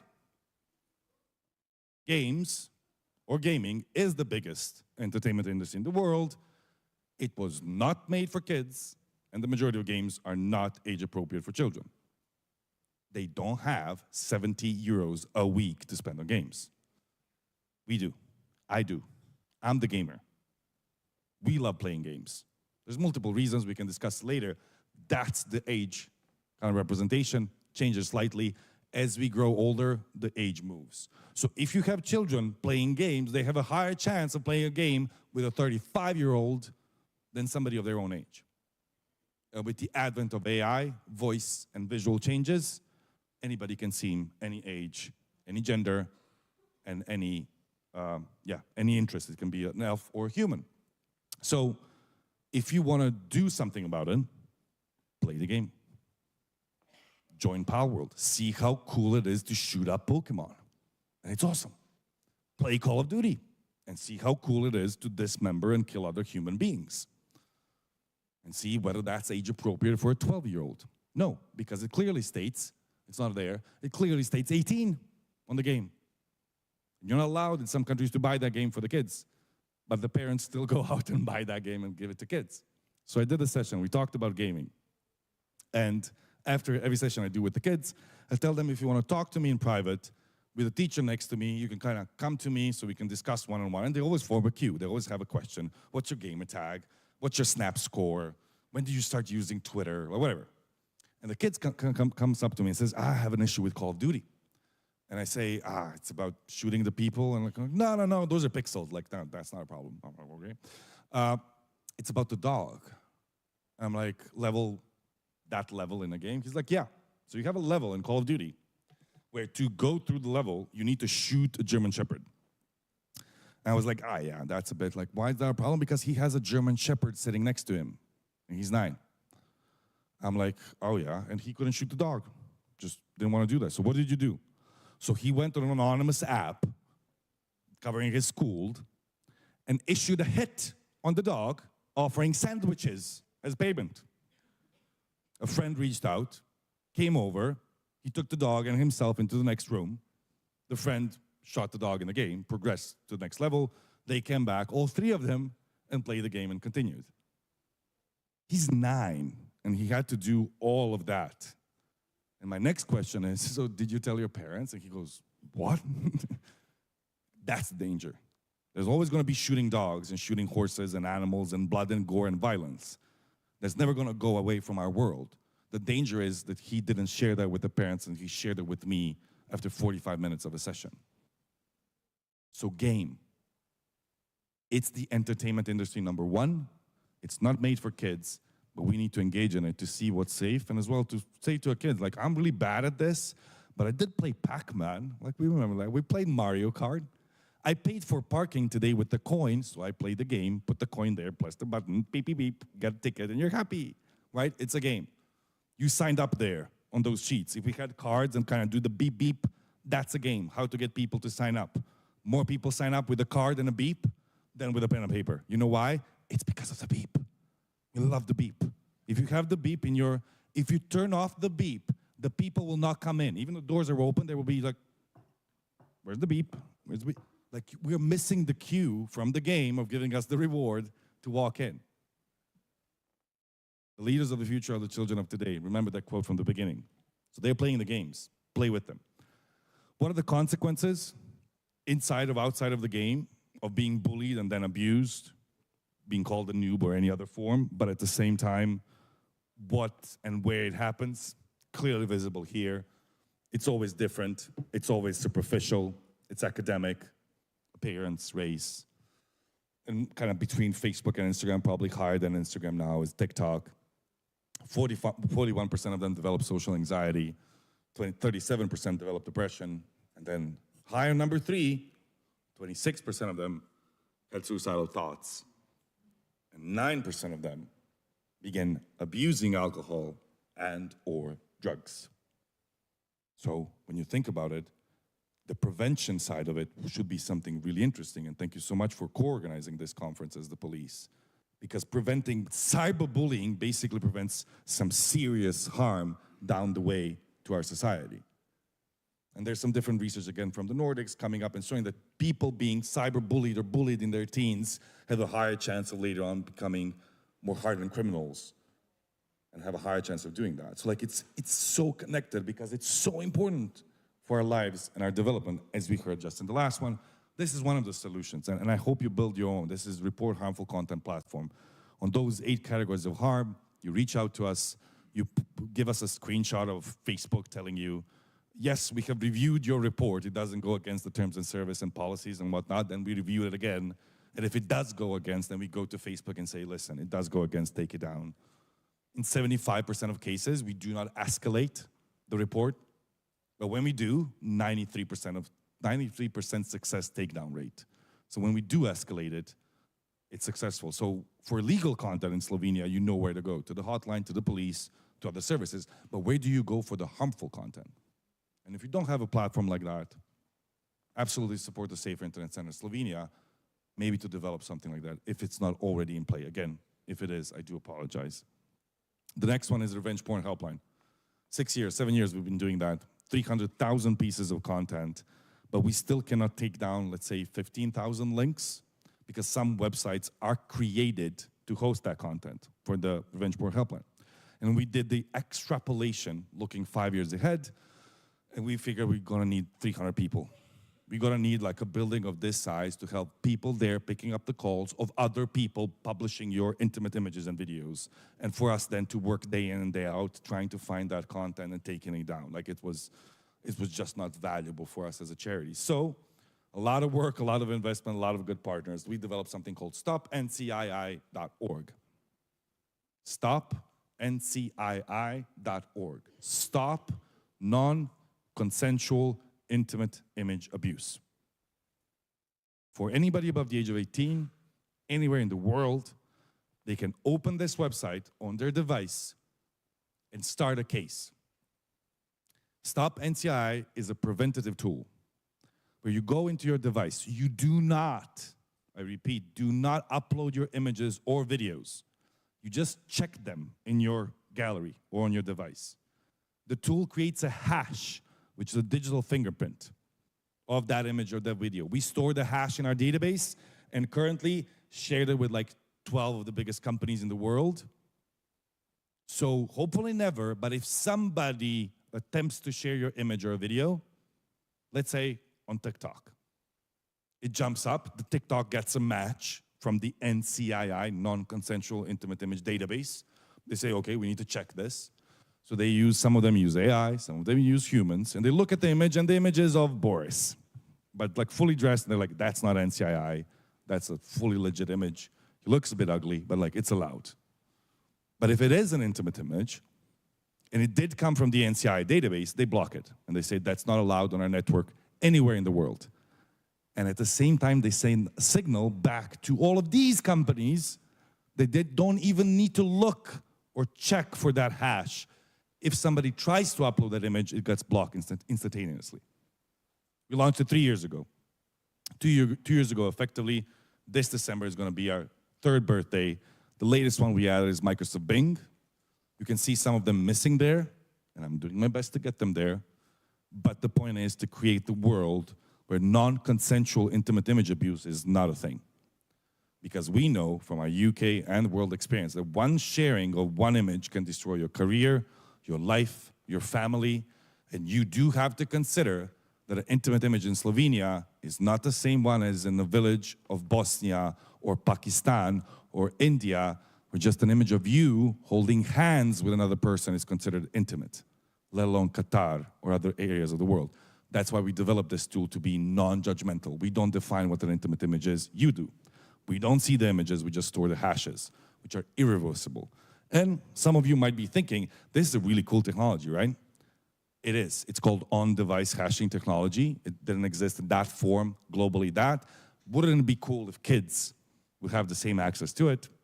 I present to you, take it down. So we took that technology that we developed and gifted it to National Center for Missing and Exploited Children. So if you're over 18, you use stopnci.org. If you're under 18, you use take it down. It is the first time that you, as the victim, can take back the power from the perpetrator and do something about it preventatively while you wait for the police and the judicial and the medieval institutions to do something. You use the godlike technology we have to protect you. So you don't need and you shouldn't be looking for that content or asking children for that content. You can teach them about the website they can use to not upload, not share, again, ever, but just preventatively hash their images and then take it down a neck, work with a different set of partners to prevent that intimate images or child sexual abuse material in this case to be shared on those platforms. And then with the database of CSAM content that NECMEC has, it builds up that database as well. So take it down for children, stopnci.org for adults. Great tools. So to sum up really quickly, I don't know what my time is. Do I have a little bit more time? What you can do, engage on various social media platforms. Please do.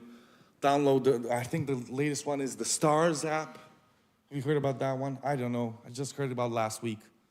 It's the newest app that a father from California created for his kids.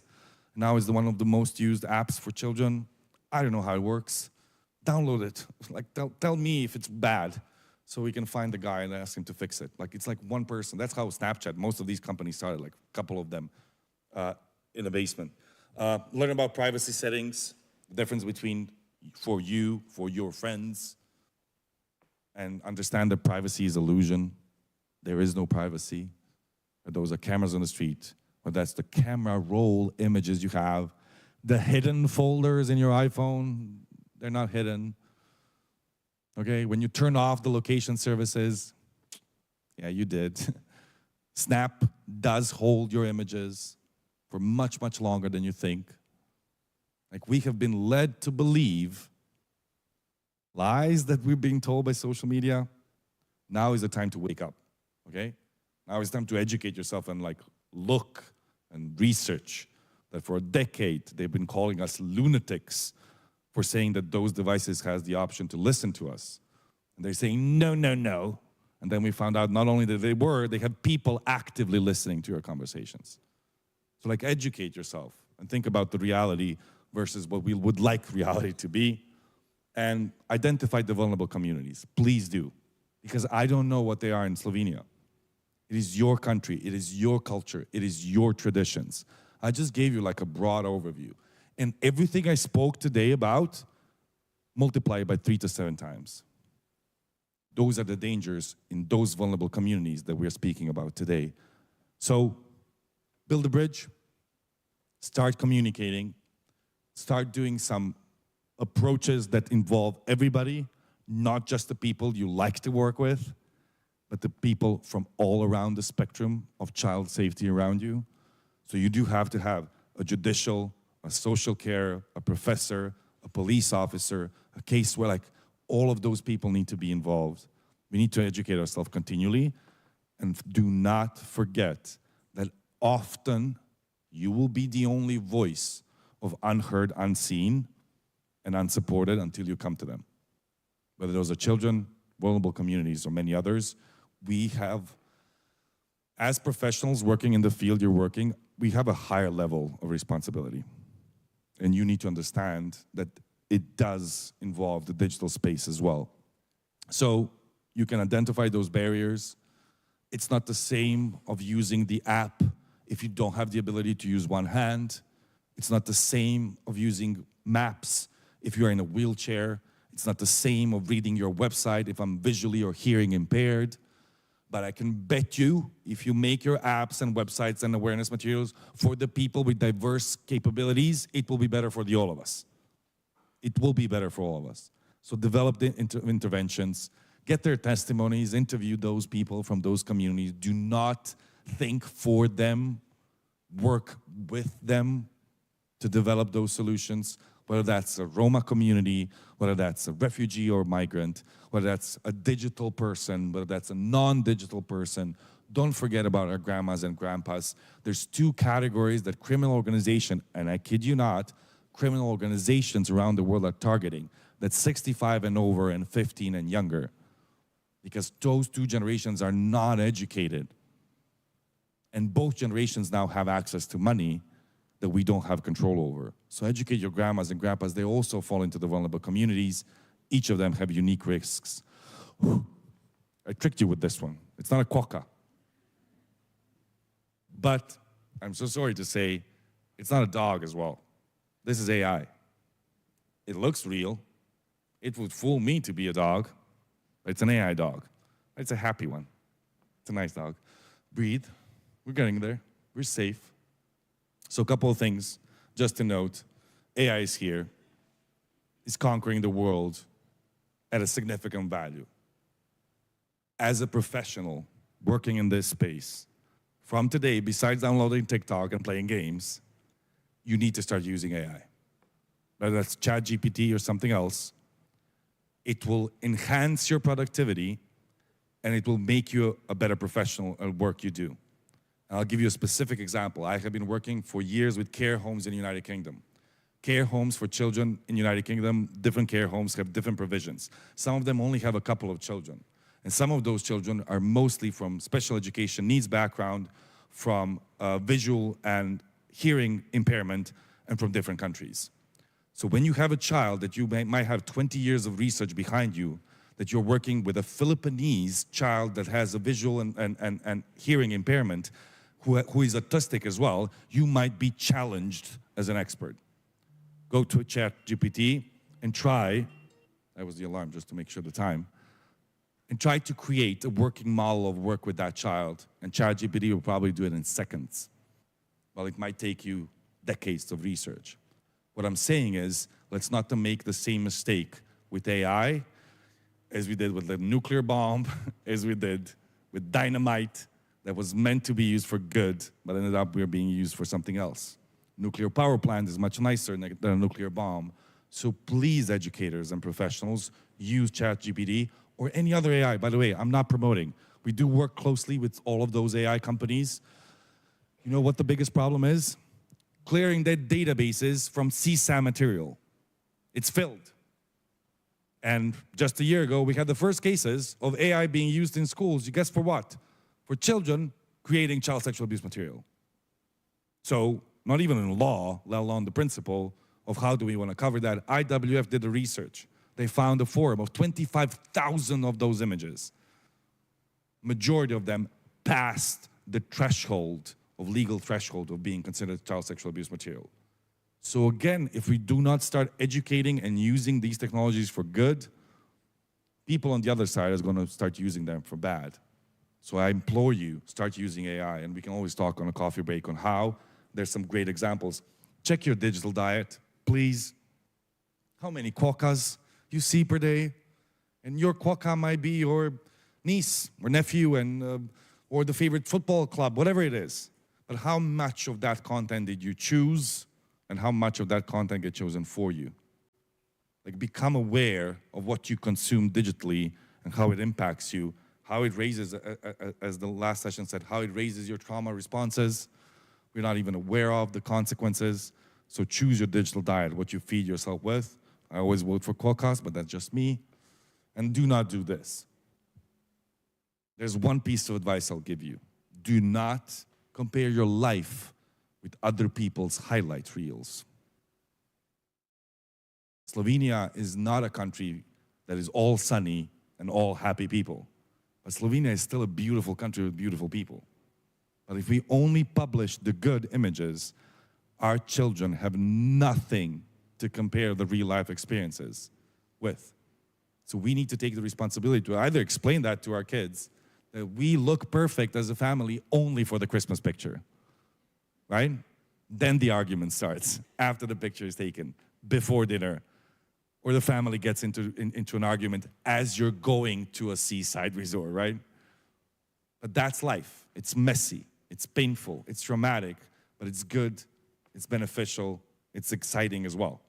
But we don't see the other part on social media. Nobody ever publishes an image of themselves being depressed and scared and crying in the corner. So take these 3 quotes.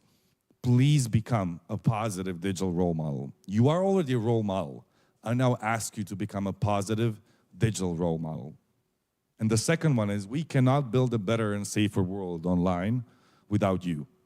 So please help us to do that. Report it anonymously, use the Safer Internet Center, Slovenia's website, use the services from the police. When you see harm online, report it. And report it 1,000,000 times. If it doesn't work, advocate for a service that works. Create them. Create anonymous ways of children of reporting harm to you, because they will not talk to you. Not yet. You haven't built the bridge. But if there's an anonymous tool for reporting, maybe they will reach out. And trust me, they will, because we have a tool that we develop for hundreds of UK schools, and it does work. And then thirdly, I love this one. Be the adult we all needed when we were teenagers. I'm so sorry to say you're adults now. Sorry. You're over 25, most of you, at least, I think. not judging. But you remember being 15 and having nobody to talk to about that thing? Now imagine if your whole life you have nobody to talk to except your friends, which is beautiful. But we need some adult guidance in the space. So be the adult that you needed as a teenager. I'm so sorry. Thank you so much, Boris, for adding another responsibility. Yeah, I'll be running outside here. But I do need to do that. I do need to share that. Enjoy, explore, ask for help, be the positive digital role model. And at this point, be the grandma. Be this lovely grandma on second to last royal wedding. Everybody else taking the picture. Put the phone down. Enjoy the moment. And again, I don't care about you, you're adults, but there might be a 5-year-old, a 7-year-old, a 15-year-old next to you, and you will be looking cool. Everybody else, maybe it's us a couple of months ago or in the future, will be taking the pictures around them. So let's enjoy some of the moments around us and kind of be that positive role model. But at the same time, after my session, please don't blame the tech. Don't go home and unplug it all. The sad thing is, it's not the tech. The scary thing is, it's us. The worrying thing, it's not the kids. So we need to educate ourselves. We need to learn how to do better with technology, and then we need to teach the children coming behind us. So I always use this quote at the end, Maria Sklodowska-Curie, the Polish and French Nobel Prize laureate. The first human being to have 2 Nobel Prizes in 2 distinctive fields. Still, nobody achieved that as well. And the first female Nobel Prize laureate. I'm stealing the quote. She didn't say this about online safety at the time, but like, nothing in life is to be feared. And you now, at this part of the presentation, body lean back, cross hands, like body language, like this is scary. This dude scared us. But nothing is to be, it's more to be understood. And now is the time that we understand more so we may fear less. And if I can add, it's because our children are fearless. So we need to become more like them. And I know you remember that you were a kid once. I think all of you have been. And we need to understand more so we may fear less. At this point, I anoint all of you. You are the bridge builders. Don't go building bridges, by the way, like real bridges. Be the bridge builders. Kind of start those conversations. You're the adults. We all need it. You're the best adult those children have around them. And I know you can do it. There are many questions that we can open up now. There's many I didn't cover. And we can always engage in a conversation. I'll stay here for the day and we can talk about as well of the coffee break. Thank you so much for your attention. You have been wonderful. Appreciate you.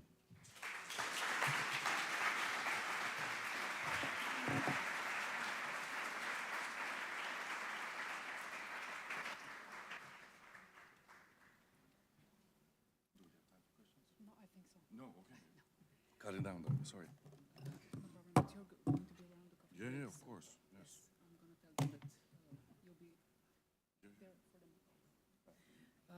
Ker smo že precej prekoračili. Since we're behind the time, we do not have time for the Q&A section, but Mr. Adanovic will be available downstairs for you, and you can ask him a question if you have it.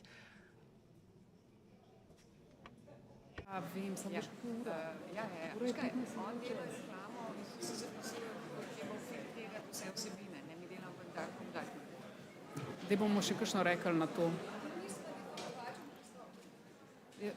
A veš kaj?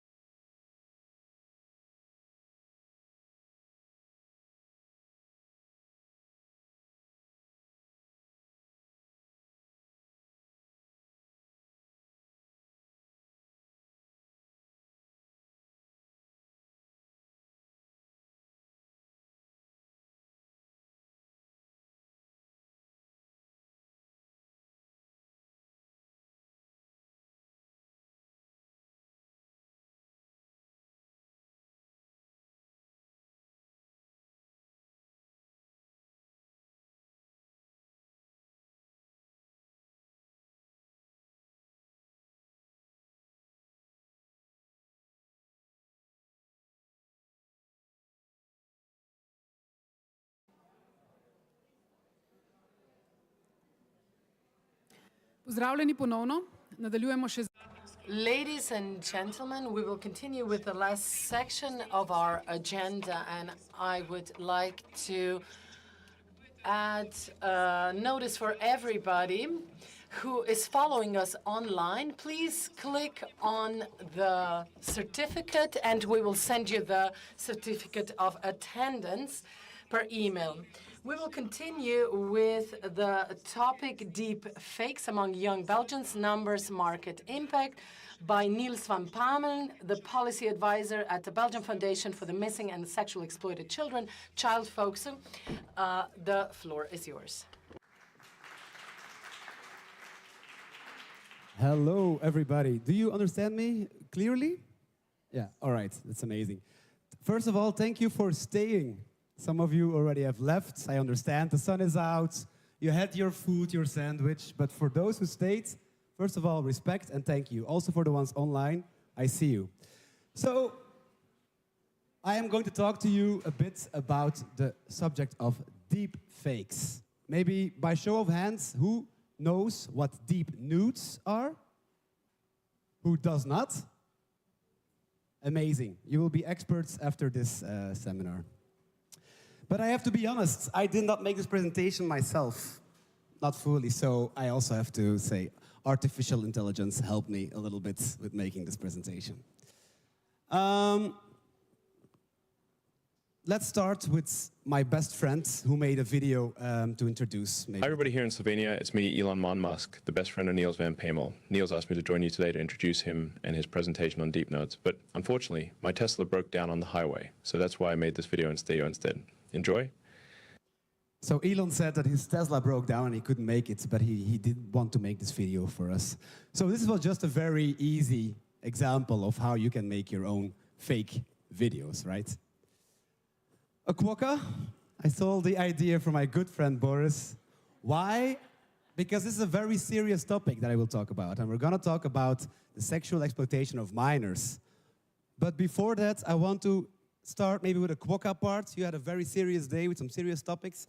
So let's take a step back, and we're going to talk about artificial intelligence and how this is nowadays enhancing the sexual exploitation of minors. So let's first take a step back and look at AI. What is possible right now in 2024? And we are all dealing with this. Does some of you know what we're seeing here? The logos? Oh, shouldn't have touched that. Let's go. Hi everybody here in Slovenia. You've seen this? Yes. This is Google Gemini. You know it? It's another version of ChatGPT, but the Google one. It's actually pretty good. I tell this every day, like I have in my fridge this, and this. Make me a recipe with it. It's amazing. And it will show me what to cook. Microsoft Photo DNA. This is really handy for people who work in law enforcement or at hotlines, because this makes us realize what is certain content that we need to take down. Duolingo uses AI when they give you a special language course is adjusted to your needs. Then you have ChatGPT. Do you know this logo in the middle on the top? This is My AI. This is basically a chatbot, AI chatbot, that your kids use on Snapchat. And the top one is Face Swap, one of those funny videos that I will show you later on. What is AI? We know, and we know how it is like getting more and more into our lives. But the last years, something changed with AI. It went more and more generative. And what does that mean? What is generative AI? Let me show you if it works. Nope. I need to press the button. What exactly is generative AI? When new content is created by artificial intelligence, it's called generative AI. This could involve generating texts and images, as well as videos, music, or voices. To do this, you describe in a chat dialog box what you want the AI to create. This description is called a prompt. The generative AI tools provide answers to all sorts of questions, summarize complex information, and generate diverse ideas quickly. Depending on how they're used, they can create short stories, paintings, pieces of code, or even musical compositions.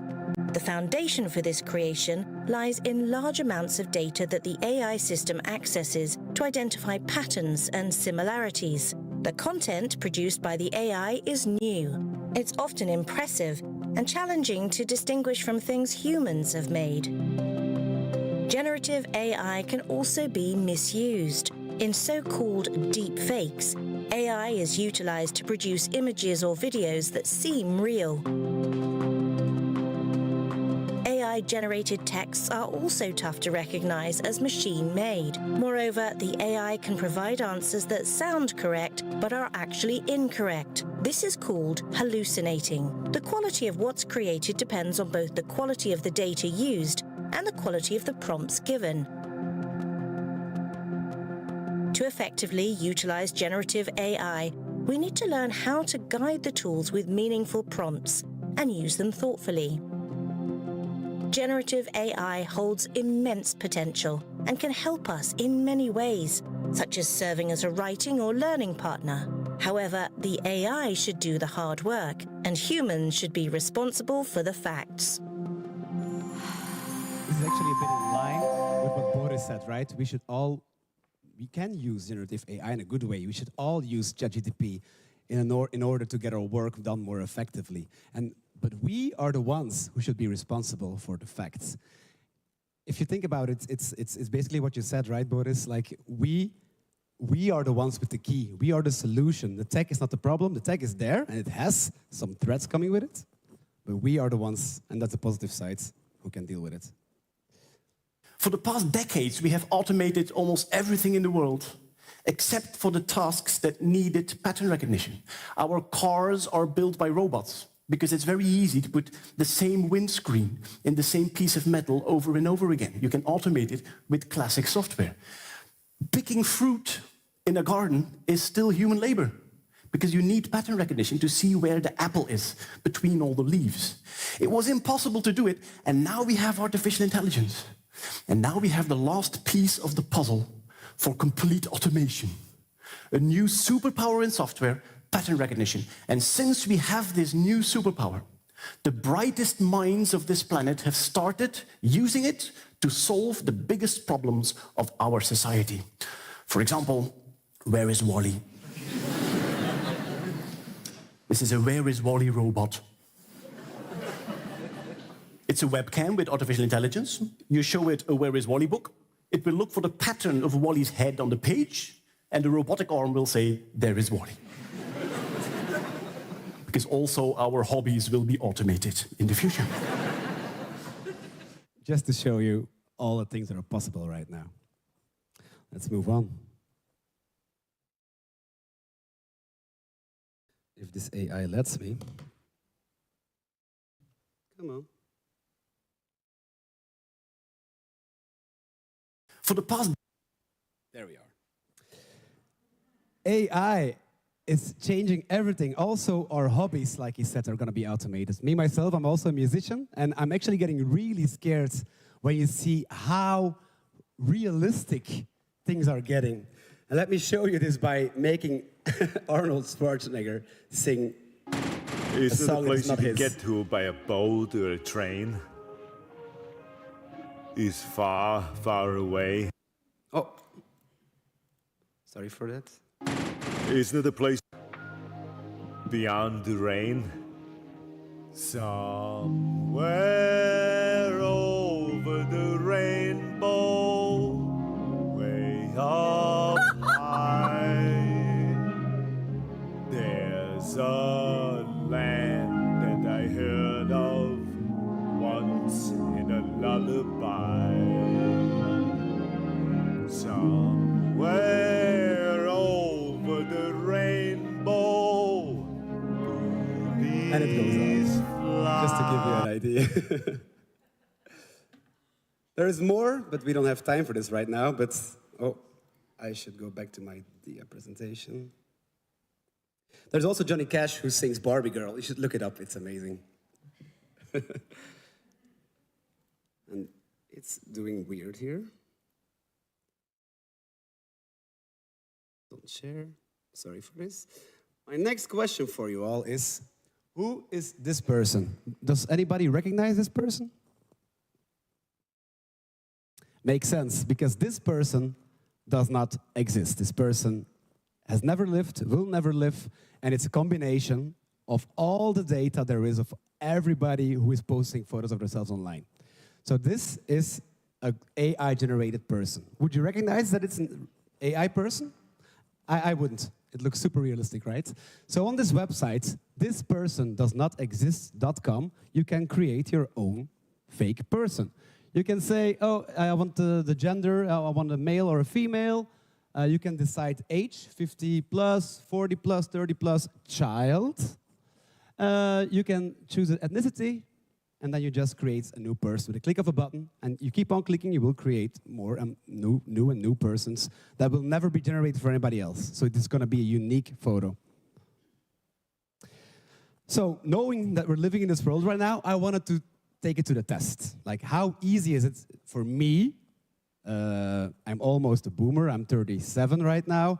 So how easy it is for me to create this kind of material, right? I started easy. I wanted to make a campaign photo for my job, for Child Focus. And I said, like, okay, I want a child in Brussels being rescued by a social worker from Child Focus. The social worker has to be a man with a pink cape outfit and make it all very neon. Okay, Dolly will create something very unique. It actually looks very cool, and it's just what I asked for. So that was, okay, good test. Let's challenge it a bit more. I wanted in comic book style, a white elephant drinking a strawberry daiquiri on a beach in Myanmar. Well, I got my white elephant drinking a strawberry daiquiri. There's even a little umbrella in there to top it off, which is nice. And this is just the free software, right? This is only like 20% of things that are possible right now if you would pay for it. And then I tried the translation apps. Have you heard about these ones? They're amazing. So first, so you know what happened, I made a video of myself. Dag allemaal. And I'm speaking Ik Dutch. ben op dit moment nog steeds in België en ik ben de presentatie aan het voorbereiden die ik voor jullie zal geven in Slovenië op maandag. Hopelijk lukt het om dit te vertalen in het Sloveens. En als het lukt, dan hebben jullie een idee over hoe goed. And I tried to upload this video on one of these applications, and then I tried to translate it to Slovenian, but unfortunately Slovenian is one of those small languages that is not ready yet. It will be a matter of months, don't think you're safe. So, but I did it to English then. So this same video, it's not me talking English. You know I can, but it's not happening at that moment. It's the same Dutch video. Hello everyone. I am still in Belgium at the moment, and I am preparing the presentation that I will give for you in Slovenia on Monday. Hopefully, it will be possible to translate this into Slovenian, and if it works, then you will have an idea of how good technology actually is today. Just testing. Goodbye. It sounds like me, right? It's crazy. Just a bit more like hopefully and goodbye, but it has the way that I talk, and it's very interesting at least.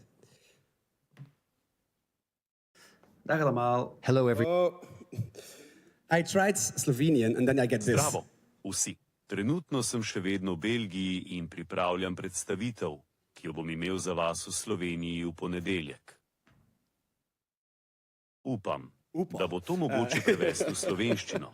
In če bo, boste videli, kako dobra je tehnologija danes.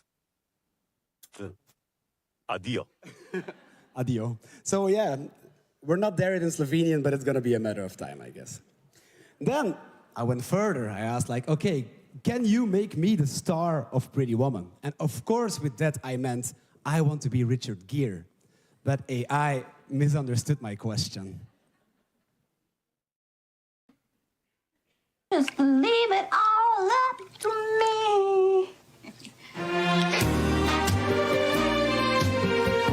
So, do you have a wife? Girlfriend?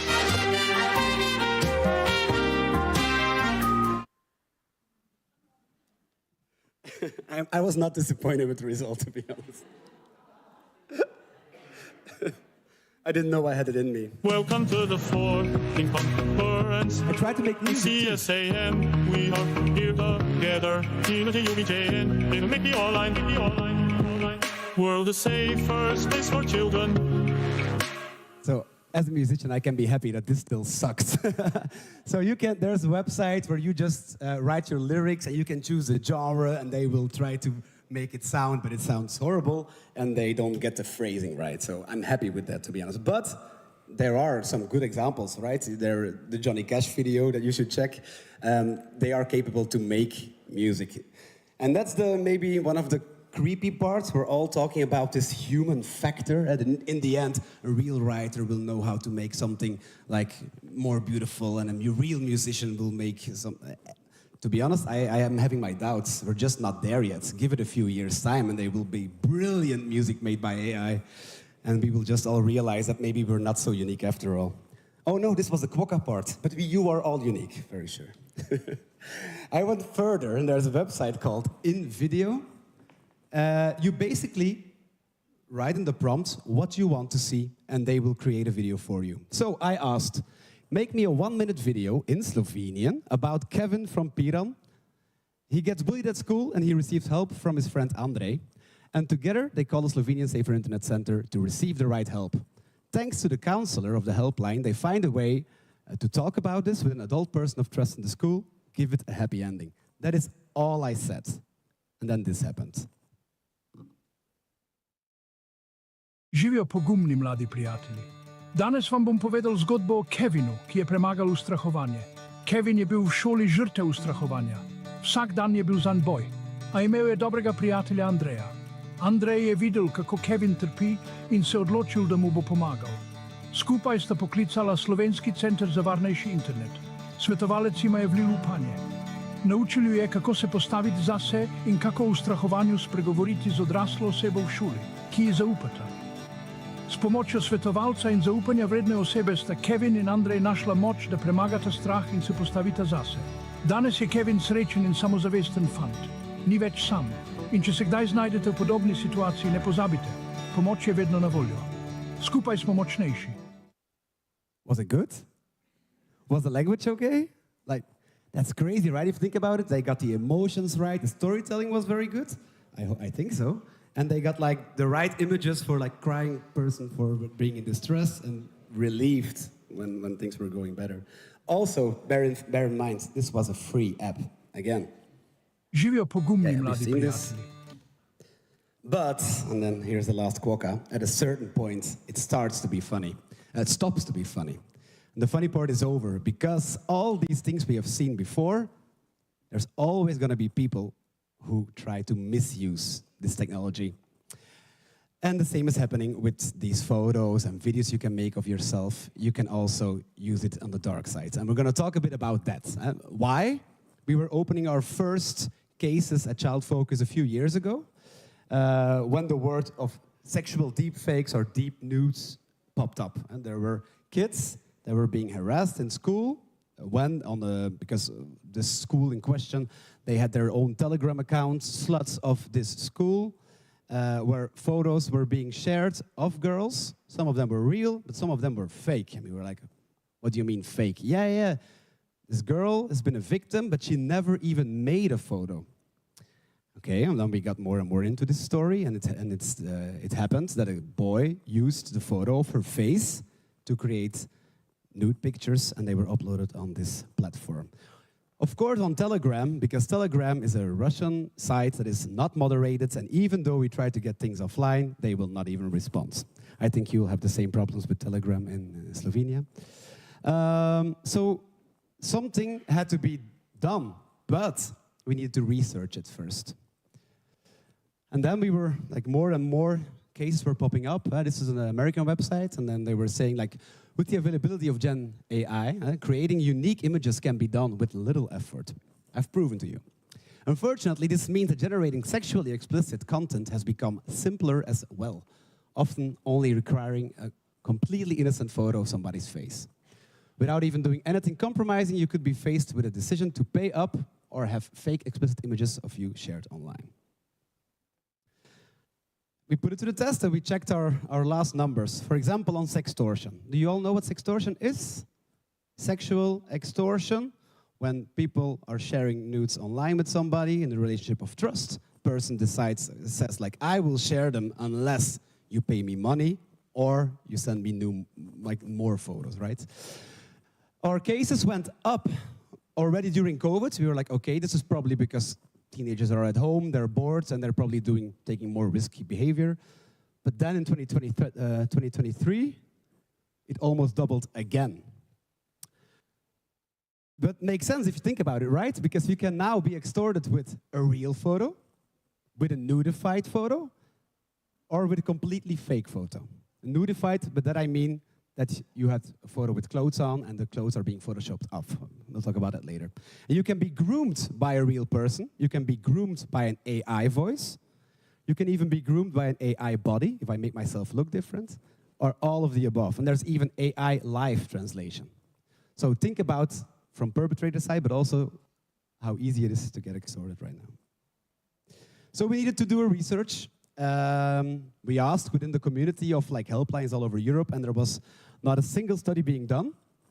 And then it's hard to go to a politician, right? So we are an NGO, and we wanted this to be put on the map. We wanted to raise awareness around it. But the politicians, the minister would say like, I don't see a problem. What is the problem? Do you have facts and numbers to give to us? But we could say, like, of course, yeah, the IBSA in Belgium is through the roof. IBSA stands for image-based sexual abuse. There is an interrelatedness that we can show between this technological evolution and the online abuse. For example, how encryption is enhancing this and how AI is enhancing this. There is also an interrelatedness between gender-based violence and online abuse. Like I said, most of those applications, they will be used by boys targeting girls. 99% of the victims, it's actually a spoiler, it's for later, 99% of the victims of these deep nudes are girls and women. Why? These apps only work, they're only trained with naked photos of girls and women.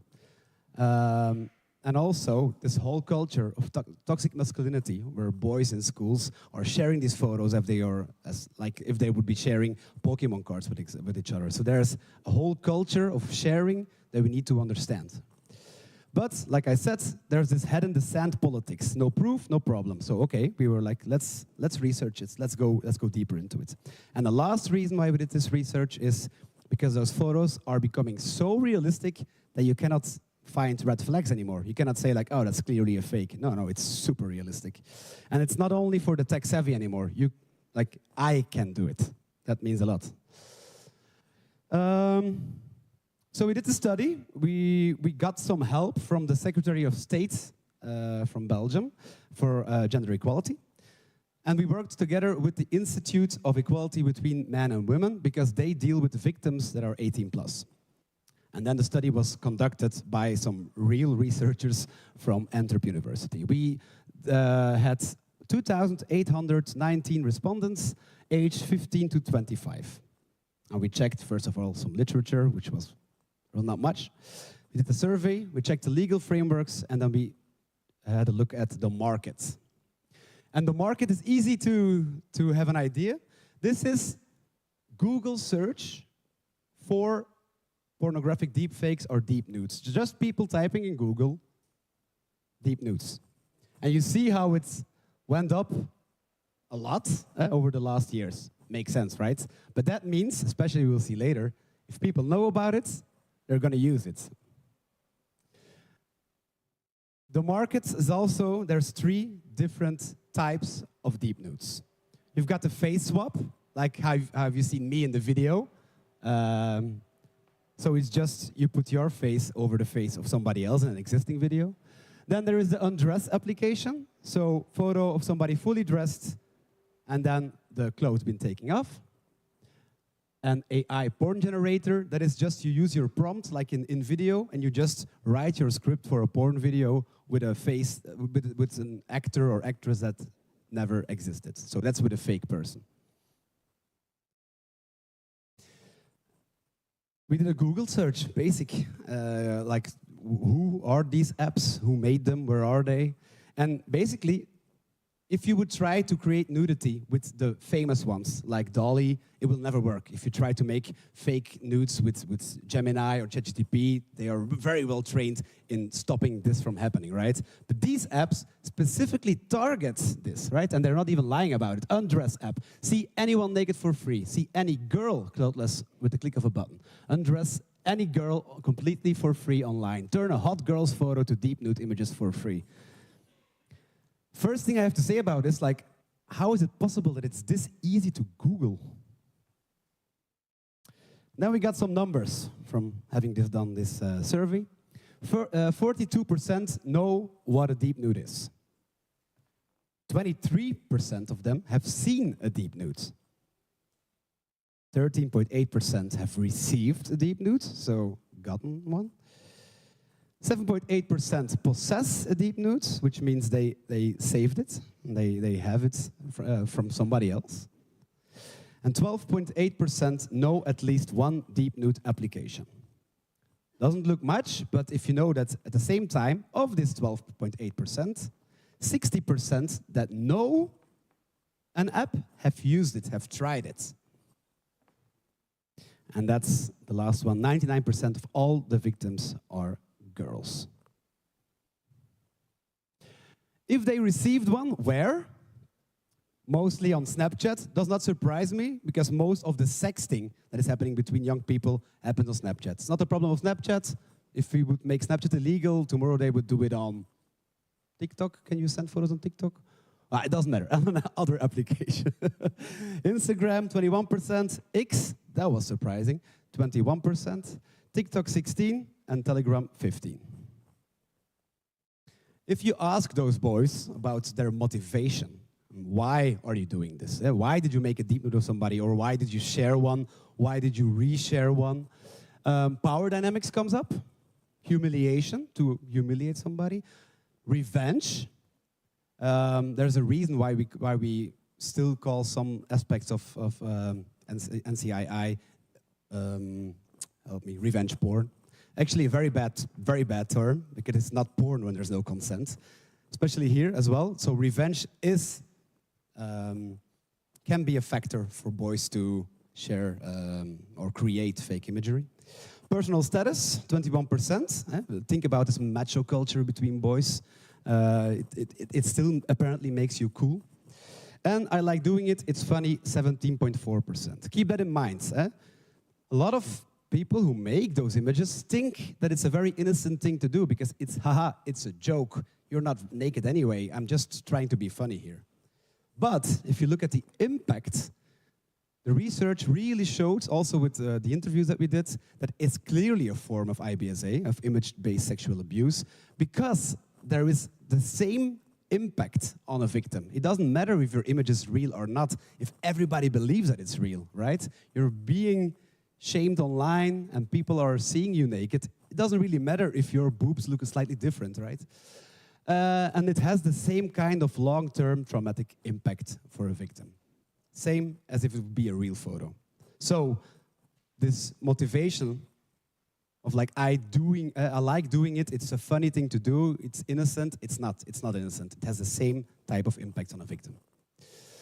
Then we check the legal framework. In Belgium, we can be quite happy because there was a new sexual penal code written 3 years ago, and it's very clear that it's illegal. Even if you're sexualizing a minor, doesn't even matter if it's a fully fake one, partially fake one, or real one, it is illegal and you will be judged. Like, it doesn't matter how true or untrue or fake or unfake this photo was.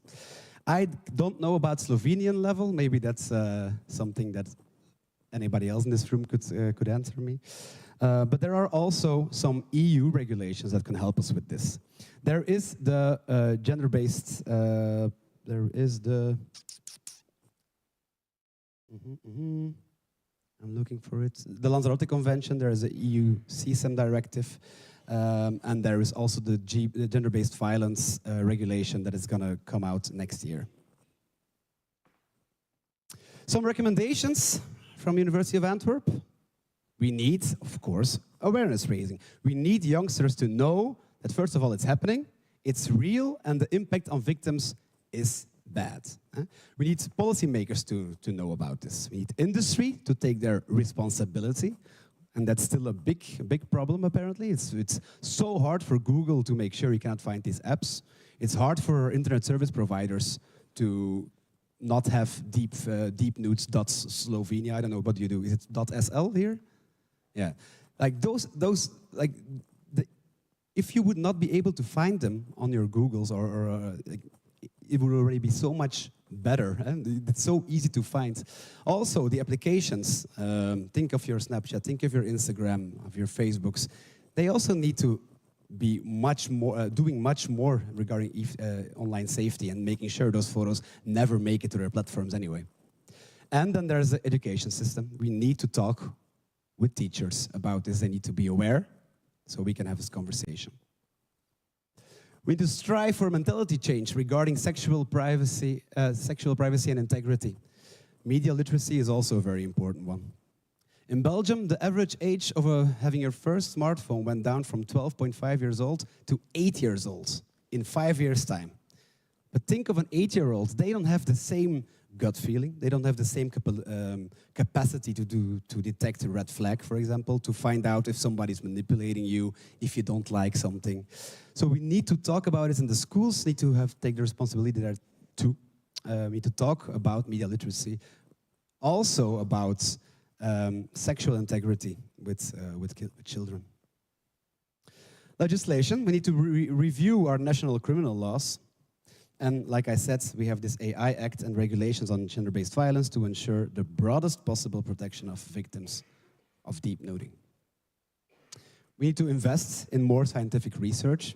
Basically, this study just proved that it exists and it's bad. We need more, right? We need to like include motives for producing deep nudes and the culture of sharing. Like I said, this gendered phenomenon, this needs us to look at how this how toxic masculinity still is something that is happening, how those boys, this culture of sharing is still a thing, and how we can deconstruct this mentality. And then industry, they need to regulate their applications, they need to do more self-regulation.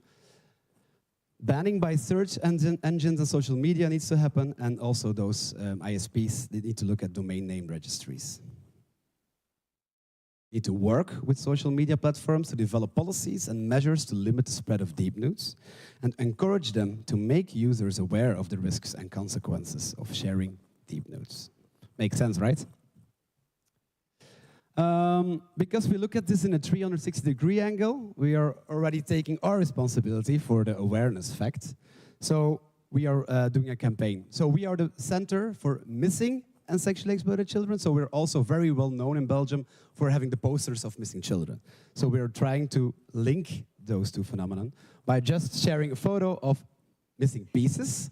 Remy, 12 years old, on 12th of June 2024, this clothing disappeared from Anna's photo. It's a deep nude that destroyed her life.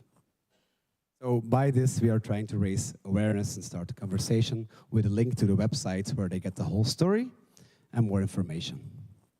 But this is how it will look like on the banners in Brussels. So hopefully this will work. I will let you know.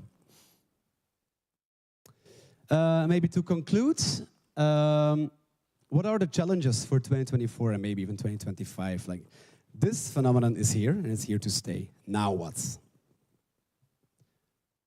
We need an EU response, collect data, do further research, and we need to look at prevention.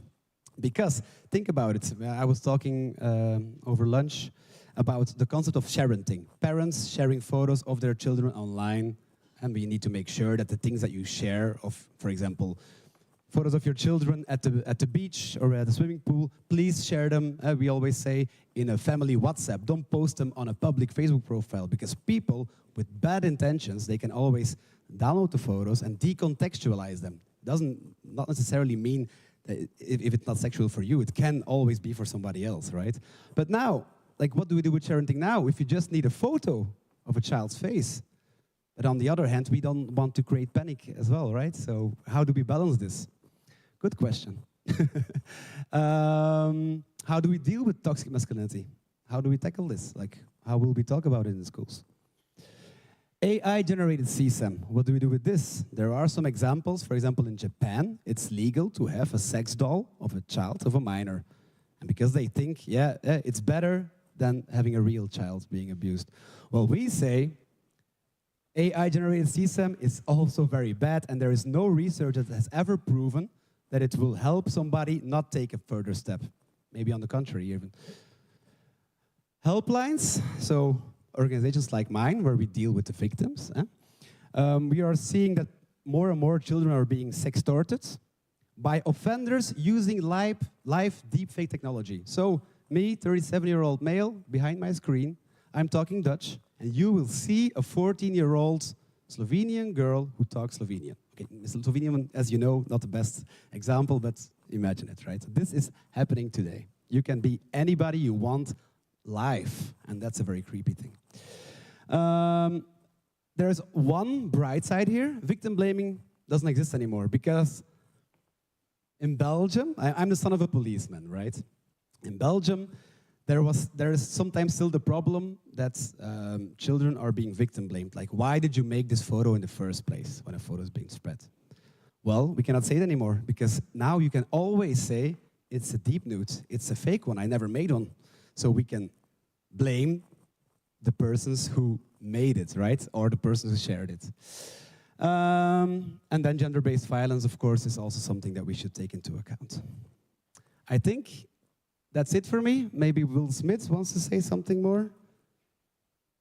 Don't share other people's nudes, even the fake ones, okay? Or I will slap you. And on that note, thank you very much.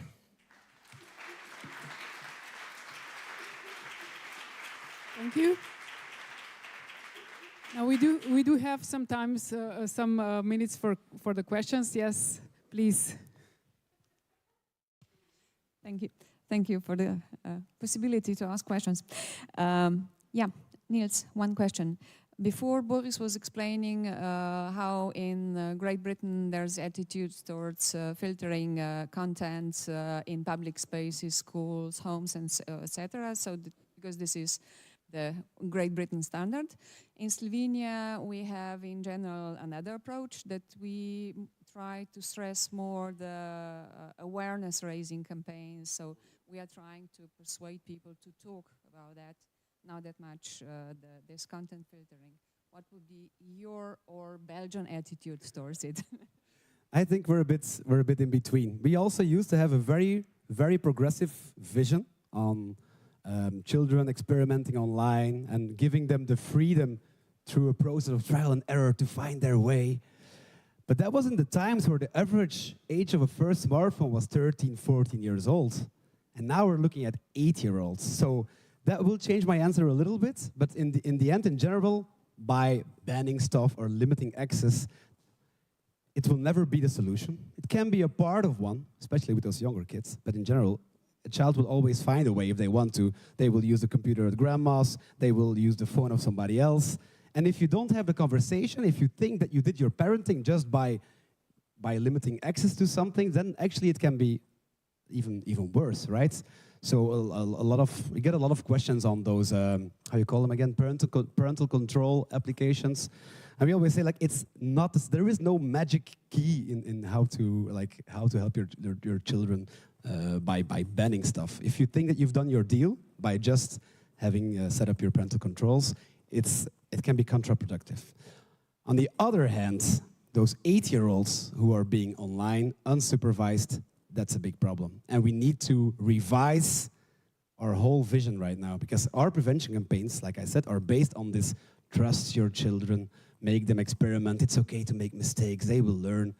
With 8-year-olds, we need to reconsider, for sure. And I don't have the right answers. We need the developmental psychologists to look at our prevention and look how we can translate it to young children. Right now in Belgium, there is a political decision that we are going to ban smartphones in elementary schools, which in Belgium means age 6 to 12. And I'm not sure if I'm against it. It's not going to be the solution, right? It's going to be a part of the solution, but it might be a good thing. ban altogether, or they can use it in school when they're learning about something online? Maybe in school you can have your school iPad and your school computers. I don't know. We still need to find a way, I guess, on how to implement it. But we are now defining our position on this, and we're still on the. We need these discussions. But in general, progressive vision, especially with teenagers, is the best thing you can do. Sorry, UK. Okay, thank you. Do you want to comment? Just because he called me, that's it. I would say I agree, and I know it works differently, but what I learned the last 6 years, one of the challenges of having unfiltered access is not the children who want to search for content. They will find ways, VPNs or other technology, to do so. It's around 25% of children who inadvertently get exposed to pornographic, extremist, radicalized content. And we can have this discussion in every, like, again, from Qatar to Poland to Slovenia, based on your cultures and your values. Can anybody here claim that it is a good thing that you can access pornographic websites in schools? So, like, you can agree as a society, as a country, what are those minimum levels of safety? And might not be adult content, it might be just suicide content, it might be something. I'm not and will never advocate for limiting access of children to the internet, but as Neil says, the age of access is lowering so much that at one point we need to ask ourselves, when do we put the seatbelts in the internet car or a motorcycle? When does it become too fast for the children that are engaging in the school? At your homes, you have your own provisions, but like, how are we going to do that? So I think it's a fair discussion. I'm not going to talk about banning of the phones. I'm totally against that. But then again, it's a whole different discussion about utilizing phones or digital technologies in schools educationally. And that's the last place the child will learn how to use the phone. And then at 12, 16, they're magically suddenly become educated on how to use it properly and become somebody else's problem. So what happens when they go, I'm really interested, what happens in Belgium when they go into high school, suddenly they can have phones. So you spent 6 years in elementary school not learning how to manage something we don't know, your emotions and reactions. Maybe supervised might be a solution there. But like, I almost fully agree with you, but I think we should watch porn in school. We should help children how to navigate into porn website. Like, why are we letting them figure out how this horrible word, very, very one-sided towards male pleasure? Why aren't we having this conversation with them? Like, hey, what you're seeing there is not real life. It's very male-oriented. You will not learn how to really be a good performer, because it's not about what you're seeing there. We should guide young people towards the right search terms. Maybe don't look for revenge porn online, because then you're teaching young boys that it's okay to do so and share all this stuff. So in my ideal world, we even create a porn website where all the pornography is made by actors who do it with consent, who are very well paid, and then we have a conversation about this in class. But we're not there yet, I know. I have actually answer to Boris by one of teachers I was talking to, Slovenian teacher. She said, in my school, in every year, I'm waiting for the first porn being found in school in my class, because this is then the start of my teaching about online content, because every year it happens. And I'm just waiting. So when they start to giggle, the little ones, I ask them to show me what is going on. They are shy and so on. There's some debate. And then there we start discussion about the online content. So she said, I'm happy. I'm just waiting. Every time first person finds this, this is the cue when to start this. So this is the answer to you. Erika Lust is already a very good example of she's a female, how you call them again? Cinematographer within the porn industry, and it's good. Just jump off of, use adult content as an example. Let's use terrorist content and child sexual abuse material. Like, we can all agree that that doesn't need to be in schools. But regarding adult content, you're completely right. We saw the research in UK that more and more young girls are reporting their first sexual experiences to have significant violence as a part of it, because boys are looking to that. So like this is a whole different conversation about sexual education. But at the same time, we know that harmful sexual behaviors are a part of every school in UK, and none of the children are reporting it to staff or to teachers because they just think it's normal.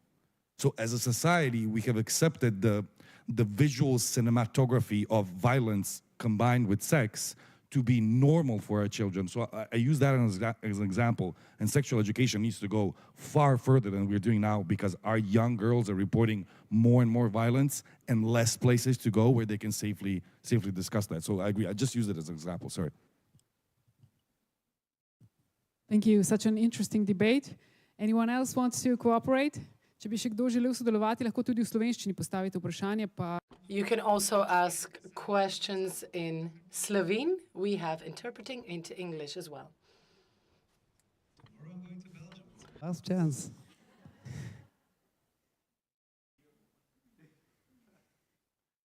Če ni več vprašanj, potem pa hvala lepa. If we have no further questions, thank you very much, Mr. Van Pamel.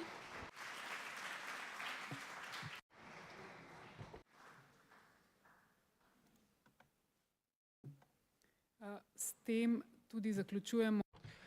This is the end of the consultation in English, and thank you very much for everybody who followed the conference from abroad, and we will only have another lecture seminar in English. Je več kot 700. Sporočamo, da lahko potrdilo o udeležbi, če ga potrebujete, naročite s klikom na povezavo, ki smo jo dodali v opis prenosa v živo. Psihologinja in višja kriminalistična inšpektorica Snežna Krek nam bo zdaj predstavila, kaj se ob gledanju posnetkov zlorab dogaja v telesu opazovalca, ki je takim posnetkom izpostavljen zaradi svojega poklica. Predstavila bo tudi načine, kako se s tem spoprijeti. Gospa Krek, izvolite, prosim.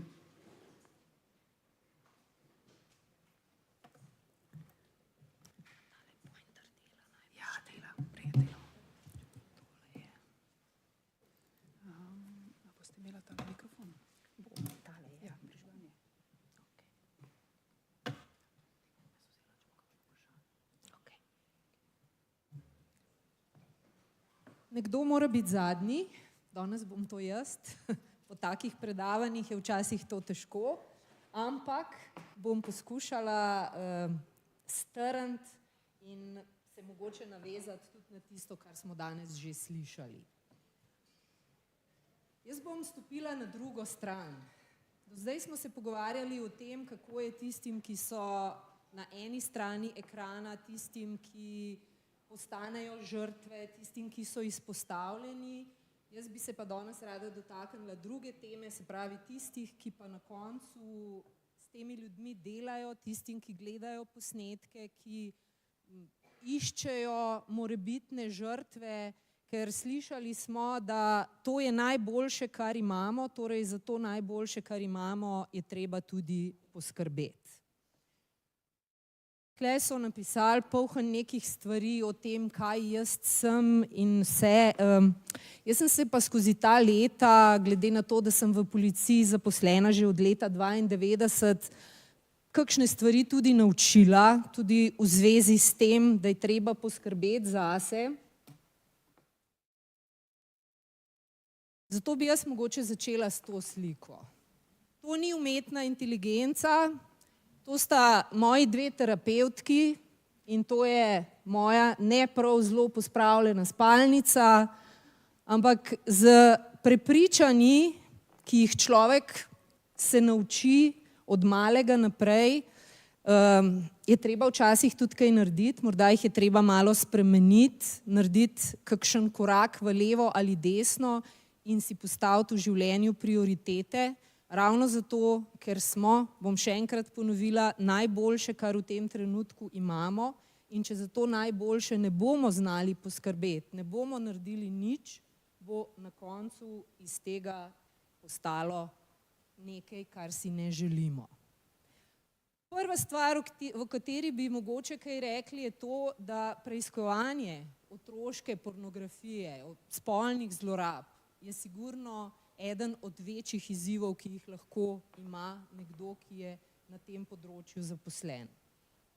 In če zraven zdaj stopim v čevlje svojih kolegov, še poleg tega, da je policijski poklic eden od najbolj stresnih, je to stres na potenco in je lahko zelo velik izziv v našem življenju. In če dan za dnem poslušamo težke zgodbe, hude zgodbe, grozne zgodbe, gledamo to vrsten material, ki ga velika večina ljudi ne bo nikoli v življenju videla, niti si ne more predstavljati, kaj na teh posnetkih sploh je.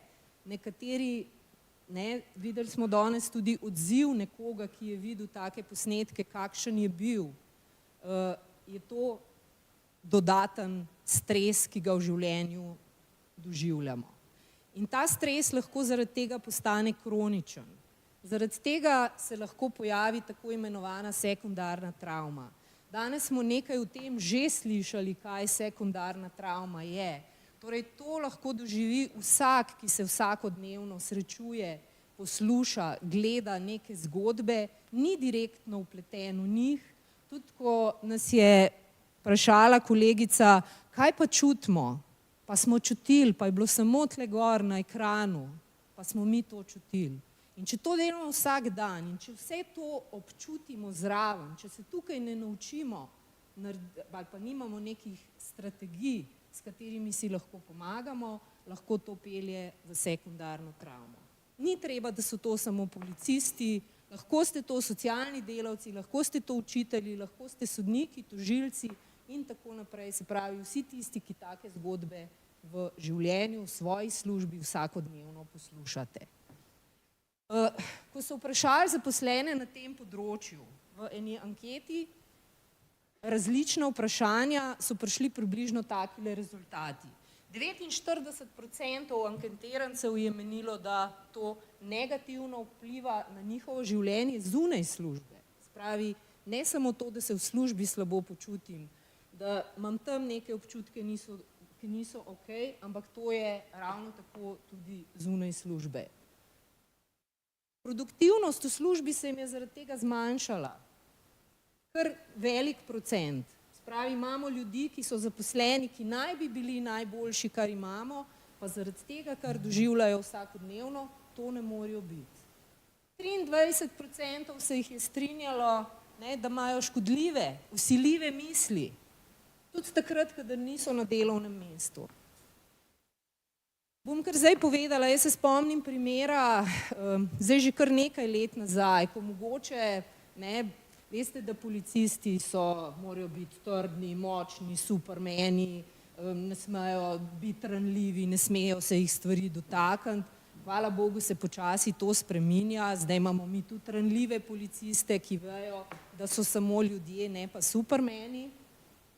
Ampak, ko se je obrnil na psihološko pomoč kriminalist, ki je pregledoval to vrstno gradivo, če smo že prej bili pri pornografiji, gledanju pornografije, on je v tistem trenutku rekel, jaz doma ne morem biti intimen z ženo. Jaz vidim te posnetke vsak dan.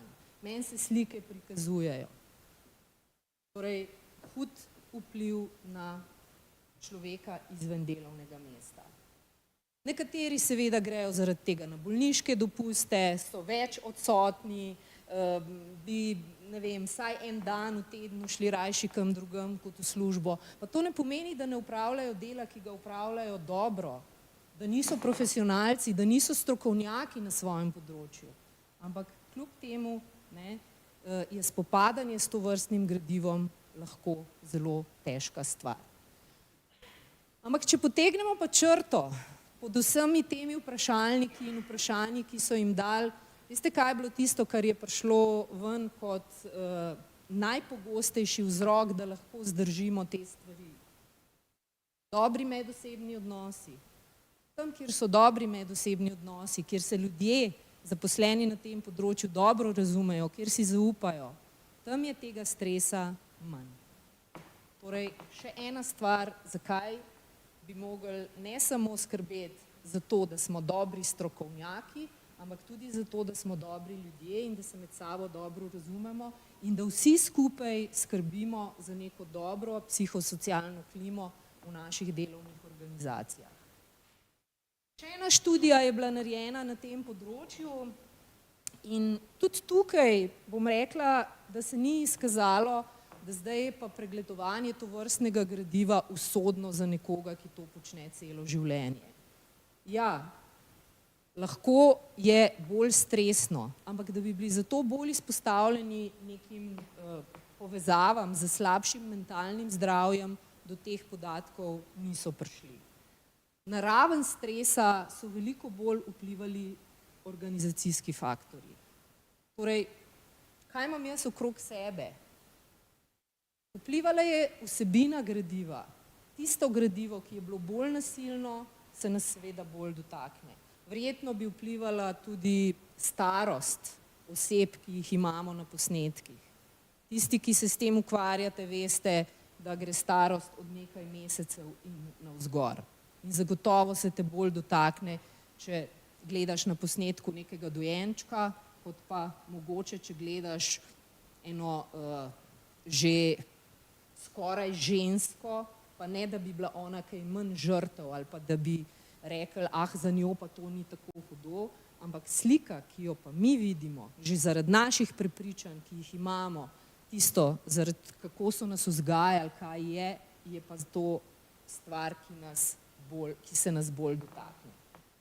Še enkrat, boljša organizacijska struktura, kultura v oddelkih, v naših delovnih organizacijah zmanjšuje stres, programi za dobro počutje. Zdaj, če vas vprašam, koliko od vas imate v svojih službah možnost, da se podružite, da tako kot gledamo v kakšnih filmih, ne vem, imate pikado, imate mizo za biljard, imate, ne vem, kakšne druge stvari, pa nas bojo gledali, ne, a ste normalni, kaj bomo to imeli v naših službah. V službi je treba delati, ne pa se zabavati. In meni se zdi ta podatek, ki je tukaj, da samo 60% organizacij to ima, tak jaz bi rekla, da ne se upam trditi, da pri nas ne vem, katera organizacija sploh ima kaj takega, mogoče v neki mali meri, da imamo sobo, v kateri se lahko skuhamo kavo, kakšno besedo rečemo, mogoče kakšen fotelj, kje da se malo bolj udobno usedeš, kaj več je pa že težko.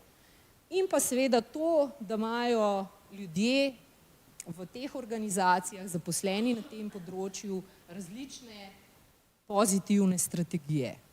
To, da se znajo usesti, mogoče, ne vem, v petek ob enih in si povedati, kaj smo pa ta teden naredili, kaj pa je bilo dobrega, kaj je bilo slabega, kako smo se pa počutili, kaj bi pa lahko drugače, a lahko komu kaj pomagamo. To, da mogoče lahko poslušamo glasbo med gledanjem takih posnetkov. To, da povemo ljudem, da naj se ne zadržujejo predolgo na enem samem posnetku, sploh če je ta bolj grozen, spet rečem ne v narekovajih.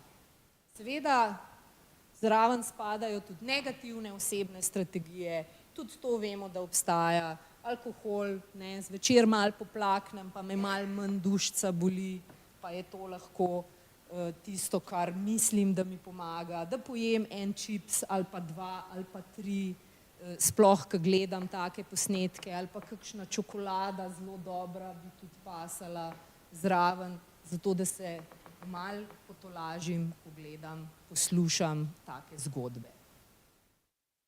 In iz vsega tega, če ne naredimo nič, se lahko razvije ta sekundarna travmatska stresna motnja, ali pa če hočete, danes slišimo včasih tudi zadevo, ki se ji reče sočutna utrujenost. Učijo nas, da moramo biti empatični. V Sloveniji smo mogoče to empatijo malo narobe prevedli v tem smislu, da empatija pri nas pomeni sočutje. Če jaz sočustvujem z vsemi žrtvami, veste, da me to lahko zelo, zelo hitro skuri. Jaz jih lahko poskušam razumeti, lahko sem empatična do njihovega vedenja, in tako naprej. Če sem pa preveč sočutna, lahko pride pa do te sočutne izčrpanosti. In ta posredna izpostavljenost je lahko ravno tako huda in ta sekundarna travma je lahko ravno tako huda kot travma, ki jo doživljajo žrtve. Ponavadi sicer traja dalj časa, da pride do nje, dalj časa, da se razvije, ampak vseeno smo vsi, ki delamo na tem področju, temu izpostavljeni. Kdo so to, smo že rekli. In v tej raziskavi, ki so jo delali, so ugotovili, da kar 30% preiskovalcev, ki gleda to vrstno gradivo, ima simptome sekundarne travmatske stresne motnje. Poleg tega se pa lahko pojavljajo še depresivne misli ali pa pot proti depresiji, anksioznosti, se pravi več bolniških odsotnosti z dela, več menjave osebja, se pravi ne zmorem več tega dela, grem na drugo mesto, delovno mesto ali pa saj želim iti na neko drugo delovno mesto. In kaj vse to lahko pomeni, kakšni so lahko simptomi, od nekih vsiljivih slik, prebliskov, nočnih mor, socialnega umika, kar naenkrat ne bi šla več s prijatelji nekam, jaz bi rajši bila doma, bi razmišljala in še o tem, kaj bi pa lahko naredila, kaj pa ne. Nič slabega, če kdaj o tem razmišljamo, ampak da pa to počnemo ves čas, so pa to lahko že tudi začetki neke sekundarne travmatske stresne motnje. Povečano splošno nezaupanje do ljudi, pretirano zaščitništvo do otrok. Jaz sem eno obdobje na začetku svoje policijske kariere delala kot kriminalistka na tem področju. In spomnim se primera, ko se je v našo sosesko priselil nek moški in eno popoldne, ko so se otroci, jaz imam 3 fante doma, igrali zunaj, jaz pridem ven pogledati, kje so in jih ni. In jih iščem, pa na drugi strani, pa mogoče so šli s drugimi prijateljčki, na drugo stran hiše, pa jih ni, pa jih recimo 20 minut ni, jaz sem bila že malo nervozna in potem oni pridejo vsi veseli in jaz vprašam, pa kje ste pa bili? Ja, smo šli tam k tistemu novemu sosedu, nam je pico kupil. Meni so se v trenutku prižgali vsi alarmi, ding, ding, ding, grozen, kaj je bilo, kaj je, kdo je to, zakaj jih je povabil, zakaj pica, zakaj...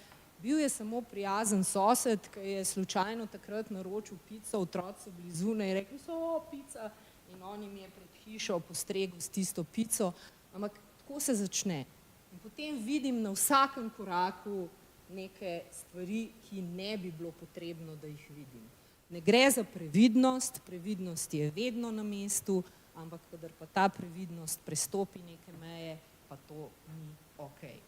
In ravno tako se lahko pojavijo težave v odnosu do partnerjev in pa do otrok, v tem smislu, da tudi otroci ne marajo, da smo do njih prezaščitniški, da jim ničesar ne dovolimo, da partnerja obremenjujemo lahko z nekimi stvarmi, za katere ni niti poklican, ni niti tam zato, da bi jih z nami delil.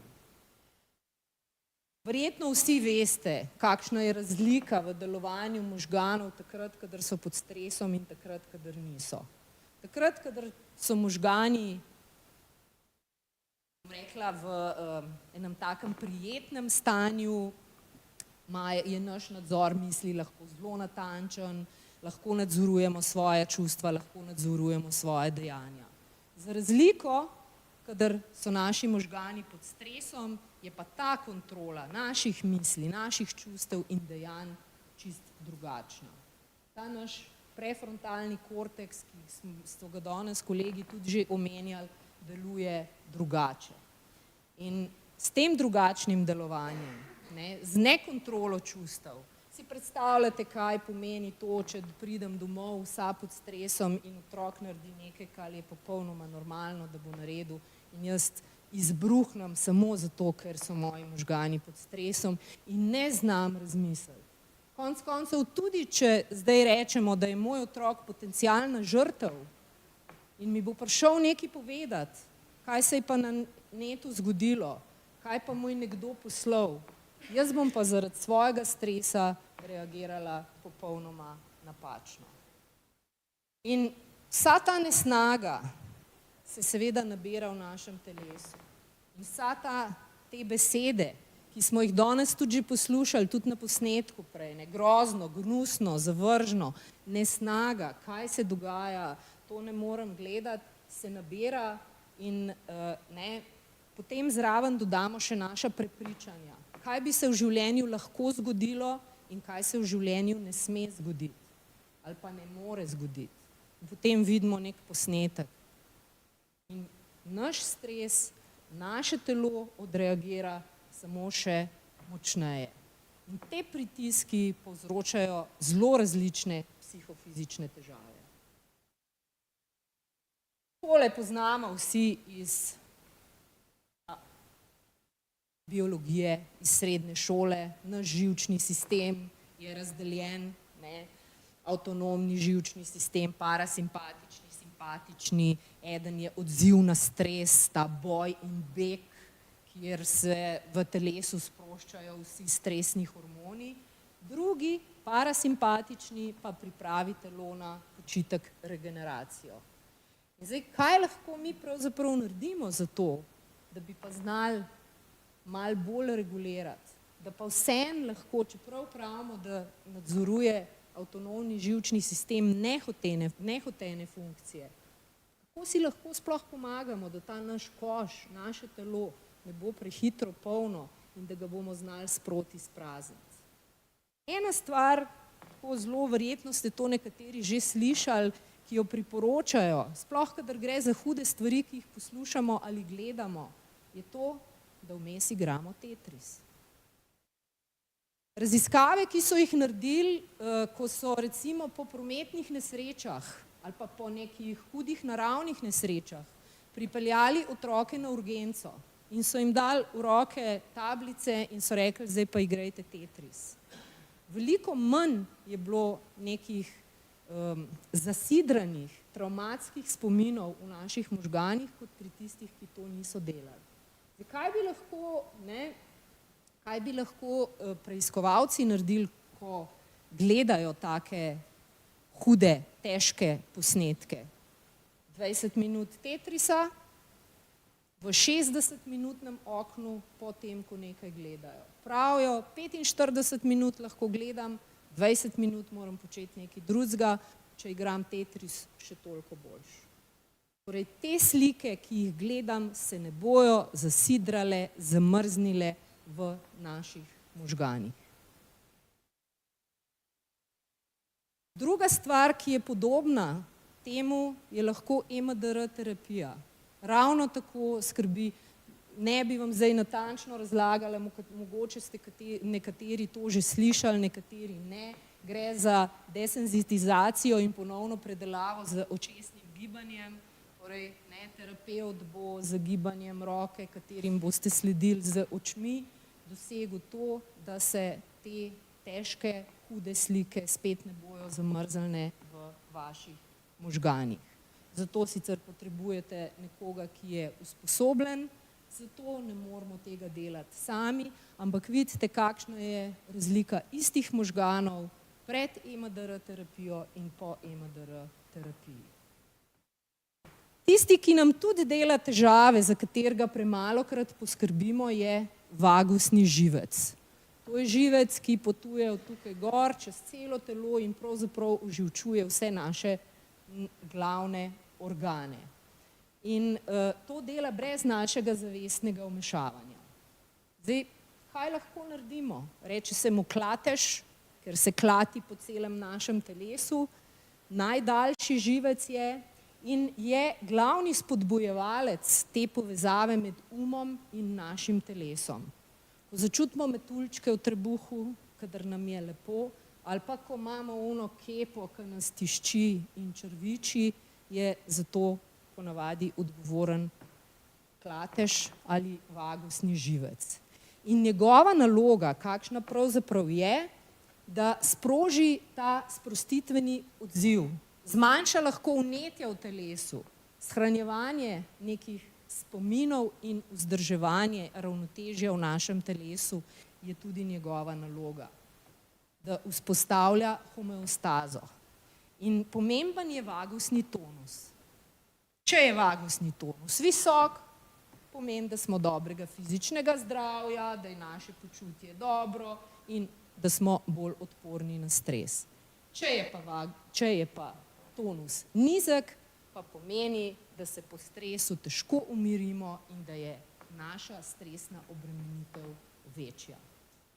Višji kot je tonus, močnejši je odziv in hitreje se bomo sprostili. Zdaj, na kakšen način pa lahko stimuliramo naš vagusni živec? Eno so dejavnosti telesa in duha, pravilen položaj hrbtenice, danes že cel dan sedimo, zdaj smo že malo zoprni, ker že toliko časa sedimo, pa že ne vemo več, kako bi sedeli, zagotovo ne sedimo tako, kot je prav. Enako je, ko pregledujemo kakšno gradivo ali pa ko že dolg časa sedimo za svojo pisalno mizo, pa smo zgrbljeni, pa smo ne vem kaj, vse počnemo, nam ni najbolj prijetno. Kolikrat pomislimo, daj se zravnej, daj poravnej svojo hrbtenico, že zaradi tega ti bo lažje. Petje, meditacija, različne dihalne tehnike, vse to spodbuja tonus vagusnega živca. Različne terapije, kot so akupunktura, aromaterapija, spravi spet, če nam v pisarni lepo diši ali pa če nam v pisarni smrdi, lahko vpliva na to, kakšen tonus bo imel naš vagusni živec. Tudi to, da se družimo s prijatelji, da se smejemo, da gremo kdaj malo pod mrzel tuš in zanimivo, ker gre vagusni živec tukaj, da grgramo vodo ali kaj drugega. Tudi to lahko spodbudi boljše delovanje, tako da zdaj, če boste v službi slišali nekoga pri sosedka, grgra v vodo, v bistvu skrbi za svoj vagusni živec. In zdaj, kako bi to lahko naredili? Lahko takoj poskusite poravnati svojo hrbtenico, se usesti pravilno, vedeti ne dol, ne preveč sem, ne tja. In druga stvar, ki smo jo pa danes tudi že slišali, je pa pravilno dihanje. To, da jaz vem, da pravilno dihanje je takrat, ko gre moj trebuh ob vdihu ven in ob izdihu ga potegnem noter, zato da naša diafragma dela in da se ta zrak slab do konca izloči in da lahko na polna pljuča vdihnemo svež zrak, ki nam ga tukaj noter sicer tudi že primanjkuje. Zato ni treba zdaj zelo globoko dihati, da bomo podihali še tisto, kar še imamo. Še ena vaja, ki bi jo lahko naredili, pa ne bomo, zdaj vas ne bom mučila s temi stvarmi, ampak to, da bi stresali svoje dlani, fajn, da bi stresali obe roki, da bi stresali eno nogo, da bi stresali drugo nogo in da bi na koncu malo potresali celo svoje telo. Zakaj bi pa zdaj to naredili? Dajmo poskusiti pogledati, kaj se zgodi in zakaj bi bilo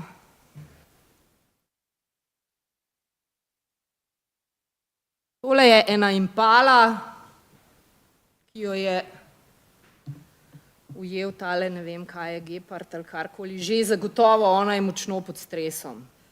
In zdaj je šla. Impala in ostane, kot vidite, najprej izgleda mrtva. Kaj potem najprej opazite? Zelo globoko in pravilno dihanje.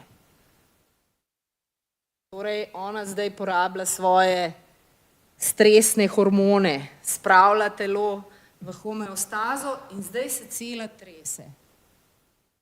To bo trajalo nekaj časa. In ko bo njeno telo spet v večji homeostazi, bomo videli, kaj se bo zgodilo. Ona ostane in gre.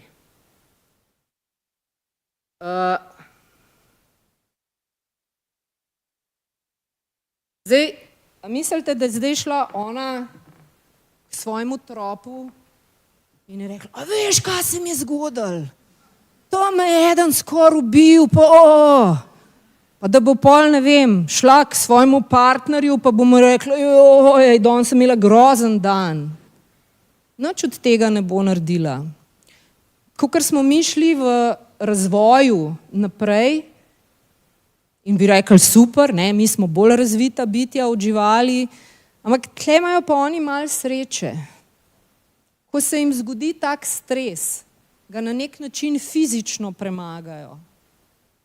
Ona ne bo potem tudi po noč sanjala, kaj se mi je zgodilo, pa se prebujala sred noči, ona je svoj stres premagala. In iz tega bi se lahko kaj naučili tudi mi, da bi uporabljali tehnike, na katere smo pozabili. Če gledate dojenčka v postelji, kako diha, takole gor pa dol mu gre celo telo. Pa pogledate partnerja zraven sebe, če ne spi zelo na glas, mu je treba dati prst pod nos, a je še živ ali ne. Ni tega dihanja več, kar zgine. Kolikrat vidimo nekoga, da res po hudem stresnem dogodku se takole strese, da bi otresel svoj stres. Redko kdaj. Pa še takrat, ko se nam to zgodi, raj ne, če se nam vsaj roke tresajo, jih raj skrijemo, ker se to nas podobi. Tako da ena od tehnik, ki se ji reče TRE, lahko pogledate, poiščete, je tudi ta. Druga stvar, ki nam tudi dela težave, je mišica psoas, boj ali beg. To je tale, ki gre od tukaj pa tle okrog. Zakaj nas križ boli? Ja, prav zato, normalno, bolj čuden bi bilo, če nas ne bi križ bolel, glede na to, koliko nekega stresa doživljamo in kaj za to naredimo. Od tega, da zelo veliko sedimo, se tudi ta mišica skrajša, skozi jo imamo takole. Zelo enostavnimi vajami bi lahko marsikaj naredili. Ta mišica boj ali beg je bila zelo pomembna spet včasih, ki je bilo treba bežati pred sovražnikom, če se nam je zdel prevelik, da bi ga premagali, ali pa da smo se šli z njim boriti. Danes se borimo na drugačnih nivojih, tam smo prej videli, kako se borimo. In pozabimo, da telo pa še zmeraj rabi neko akcijo in funkcioniranje. In povezuje zgornji del trupa z nogami. In če ne deluje dobro, tudi ta povezava ni taka, kot bi mogla biti. In pri kroničnem stresu je skozi v napetosti, skozi je aktivirana. Kaj to pomeni za naše možgane? Akcija, akcija, akcija, akcija. In potem se čudimo, ko po noč ležiš v postelji, zmatran si, ker ne vem kaj, oči imaš odprte in ne moreš spati. Spet logična povezava. Možgani imajo drugačno sporočilo. Povezana je z diafragmo. Prej smo rekli, ta diafragma deluje takrat, kadar pravilno dihamo, je zelo aktivna, se dviguje in spušča. V tem primeru, če je to ena glavnih mišic, ki je odgovorna za gibanje, in če imamo psoas napet, ne moramo popolnoma iztegniti diafragme. In zato je naše dihanje plitko, kratko, tako kot takrat, kadar smo v stresu in naši možgani imajo spet napačne signale, kaj se z nami dogaja. Nič posebenega nam ni treba početi. Kakšnega posebenega orodja ne rabimo za to. Kakšen izpadni korak naredimo, malo se raztegnemo. Vsak dan bi to lahko naredili vmes med službo, a naredimo, a se nam nalup, a gremo raj po en čips ali pa po eno čokolado, ja. In dodan, ali pa saj na eno kavo gremo. Če imamo pa še boljše razvade, kakšne zraven pa še enega kadimo. In dodatno še kemično stresemo naše telo.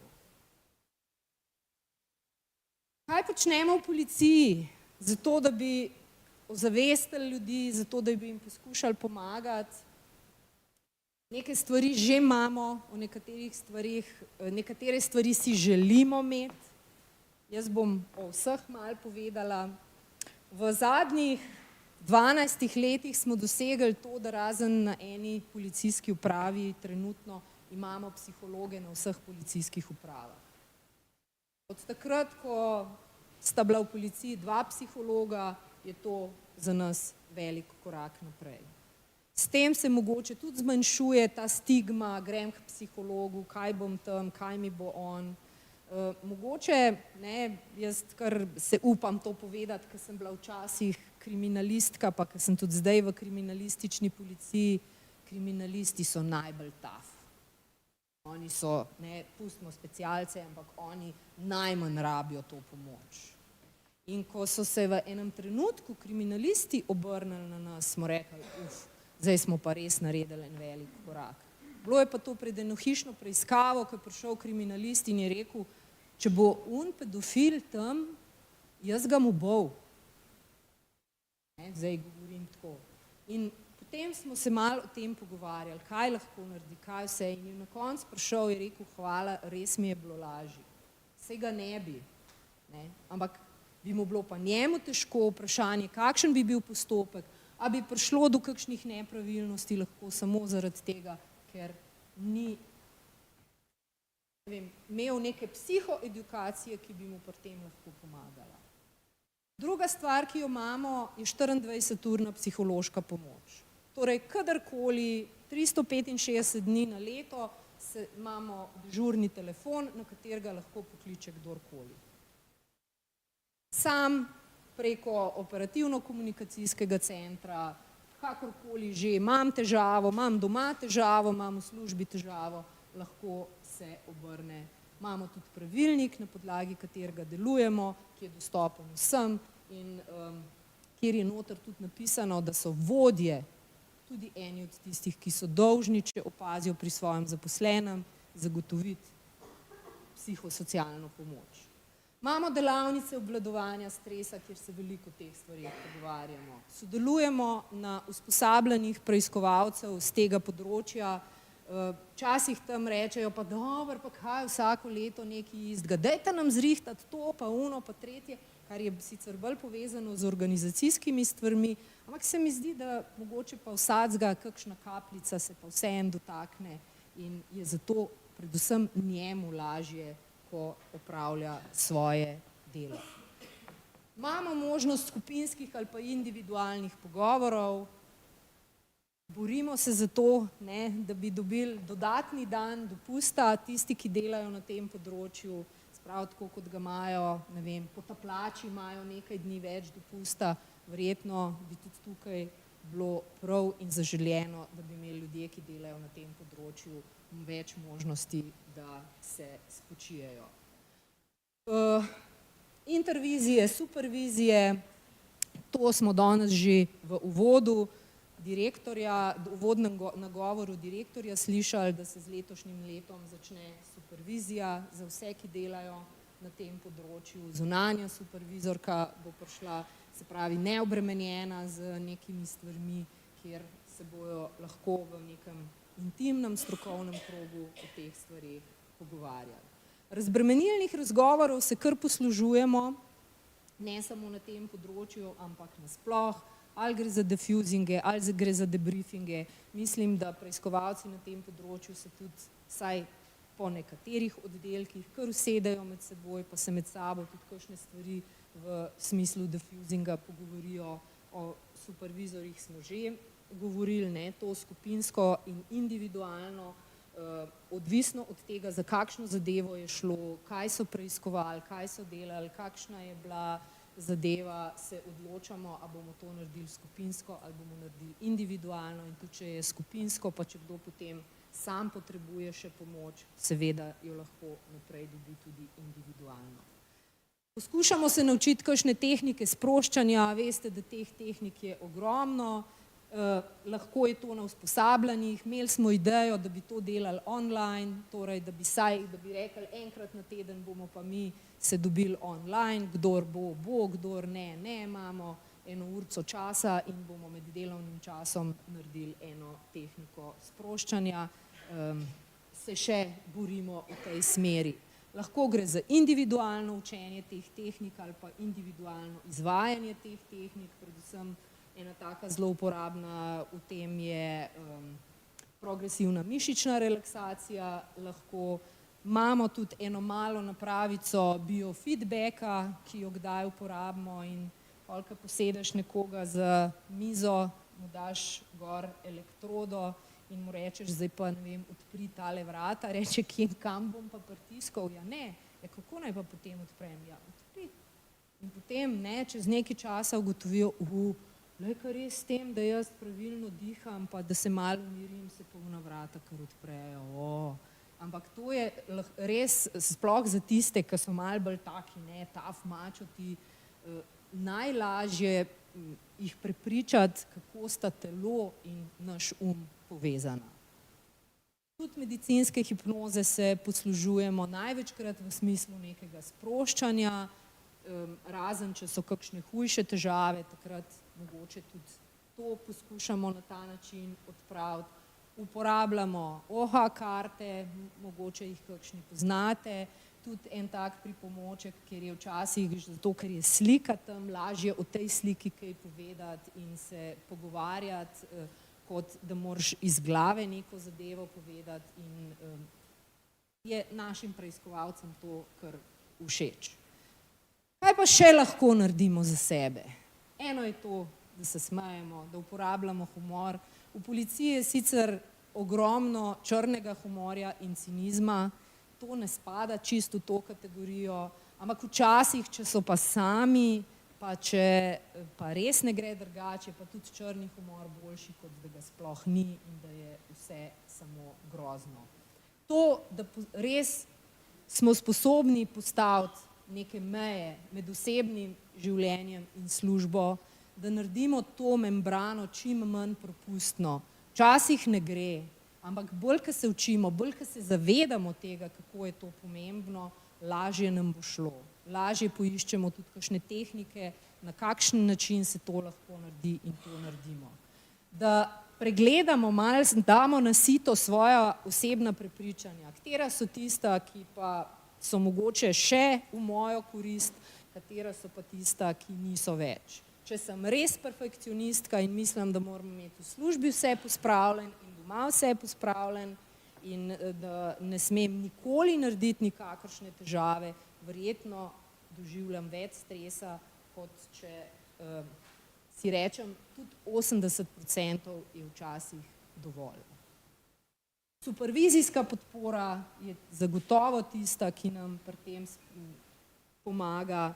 Ena stvar je ta, da imam lahko občutek nadzora nad kakšnim primerom, da vem, kaj se dogaja, da sem seznanjena s stvarmi, ne da mi dajo pred sabo samo neke slike, ki jih moram gledati, pa moram nekaj s tisto sliko narediti, ne vem pa nekega ozadja, ne vem pa, kaj se bo zdaj zgodilo. Včasih je to lahko veliko pomoč. Podporo delovne organizacije, res na vseh nivojih, če ne drugega tudi to, da nam prinesejo en malo bolj udoben stol, na katerega se lahko vmes, ko bom Tetris 20 minut igrala, usedem. Če malo karikiram to, da ne vem, mi pobarvajo pisarno v malo bolj prijetne tone, da lahko na steno obesam eno sliko, ki pa meni veliko pomeni in tako naprej. Da imamo to psihološko podporo tudi v smislu monitoringa. V policiji sicer gremo vsake 3 ali 5 let, odvisno na katerem področju kdo deluje, na zdravniški pregled, kjer je tudi psihološki pregled zraven, kadar zdravnik presodi, da ga potrebuješ. Ampak jaz tukaj bolj mislim na nek monitoring, se pravi ljudje, ki delajo na tem področju, bi bilo prav, če bi imeli možnost ali pa obvezo enkrat letno, ne vem, zdaj se bom zmislila, ali pa enkrat na 2 leti, prideti, se pokazati, povedati stvari, zdaj koliko bojo ljudje odkriti, koliko ne, to sam vsak zase ve, koliko je pripravljen povedati, ampak višja kot je neka kultura v enem podjetju, več bo tudi te odprtosti in ta monitoring, spremljanje ljudi, a je z njimi vse v redu. Že to, da te nekdo iz delovne organizacije vpraša, kako pa si, včasih lahko veliko pomeni. Ustrezna usposabljanja, že danes smo slišali tukaj, dajmo se usposabljati, dajmo vedeti, zakaj pri stvarih gre, dajmo biti strokovnjaki, potem bomo tudi manj stresa doživljali. To, da malo tudi selekcioniramo ljudi, ki delajo na tem področju. nismo vsi za vse in to, da bi imeli možnost nekoga malo pogledati pa reči, lej, ti pa mogoče nisi najboljši za to področje, bi mogoče tudi kakšen stres komu prišparali. Zmanjšana delovna obremenitev, da bi lahko, poleg tistega dodatnega dopusta lahko rekli tudi, ne vem, lahko manj ur delam, rabim več odmorov, rabim več tega, lahko pripomore k temu. O udobnem delovnem okolju smo že rekli, in ta naredi nekaj zase, da spraznimo to, kar se skozi leta in leta nabira v nas, pomeni neko psihohigieno. Si predstavljate, da bi pred 150 leti sedeli v eni taki predavalnici in bi tukaj bil nekdo, ki bi rekel, a veste, da bi bilo pa zelo zaželjeno, da se vi vsak dan stuširate, pa da si umijete zobe. Pa bi pred 150 leti rekli, kaj pa ona govori tam gor, je normalna. Vsak dan, da se bomo tuširali, pa zobe, zakaj pa bi si zobe umivali. Danes je to najbolj normalna stvar, tudi otroke to učimo. Ampak ko pa vprašam, a kdo od vas mogoče nauči poleg tega, da si umijete zobe svojega otroka ali pa sam sebe, da zvečer, ko si umije zobe, še 5 minut pravilno diha. Je pa približno tako, da hvala Bogu, da je psihohigiena danes, da je higiena danes na malo višji ravni, drugače bi danes tukaj zelo smrdelo, pa nam je to zdaj najbolj normalno. Jaz upam, da ne čez 150 let, ampak da mogoče že prej, sploh tisti, ki delate, ki delamo na takih področjih, vedeli, kako pomembno je poskrbeti zase, zato, da bomo lahko poskrbeli za koga drugega. Ker še enkrat bom ponovila besede, smo najboljše, kar trenutno je. Jaz bi zaključila s tole pesmijo Pabla Nerude, ki jo lahko preberete, v smislu zadnjega stavka živi za danes, živi zase in poskrbi za to, da bo tvoj koš prazen in bo zaradi tega okolica na splošno lepša.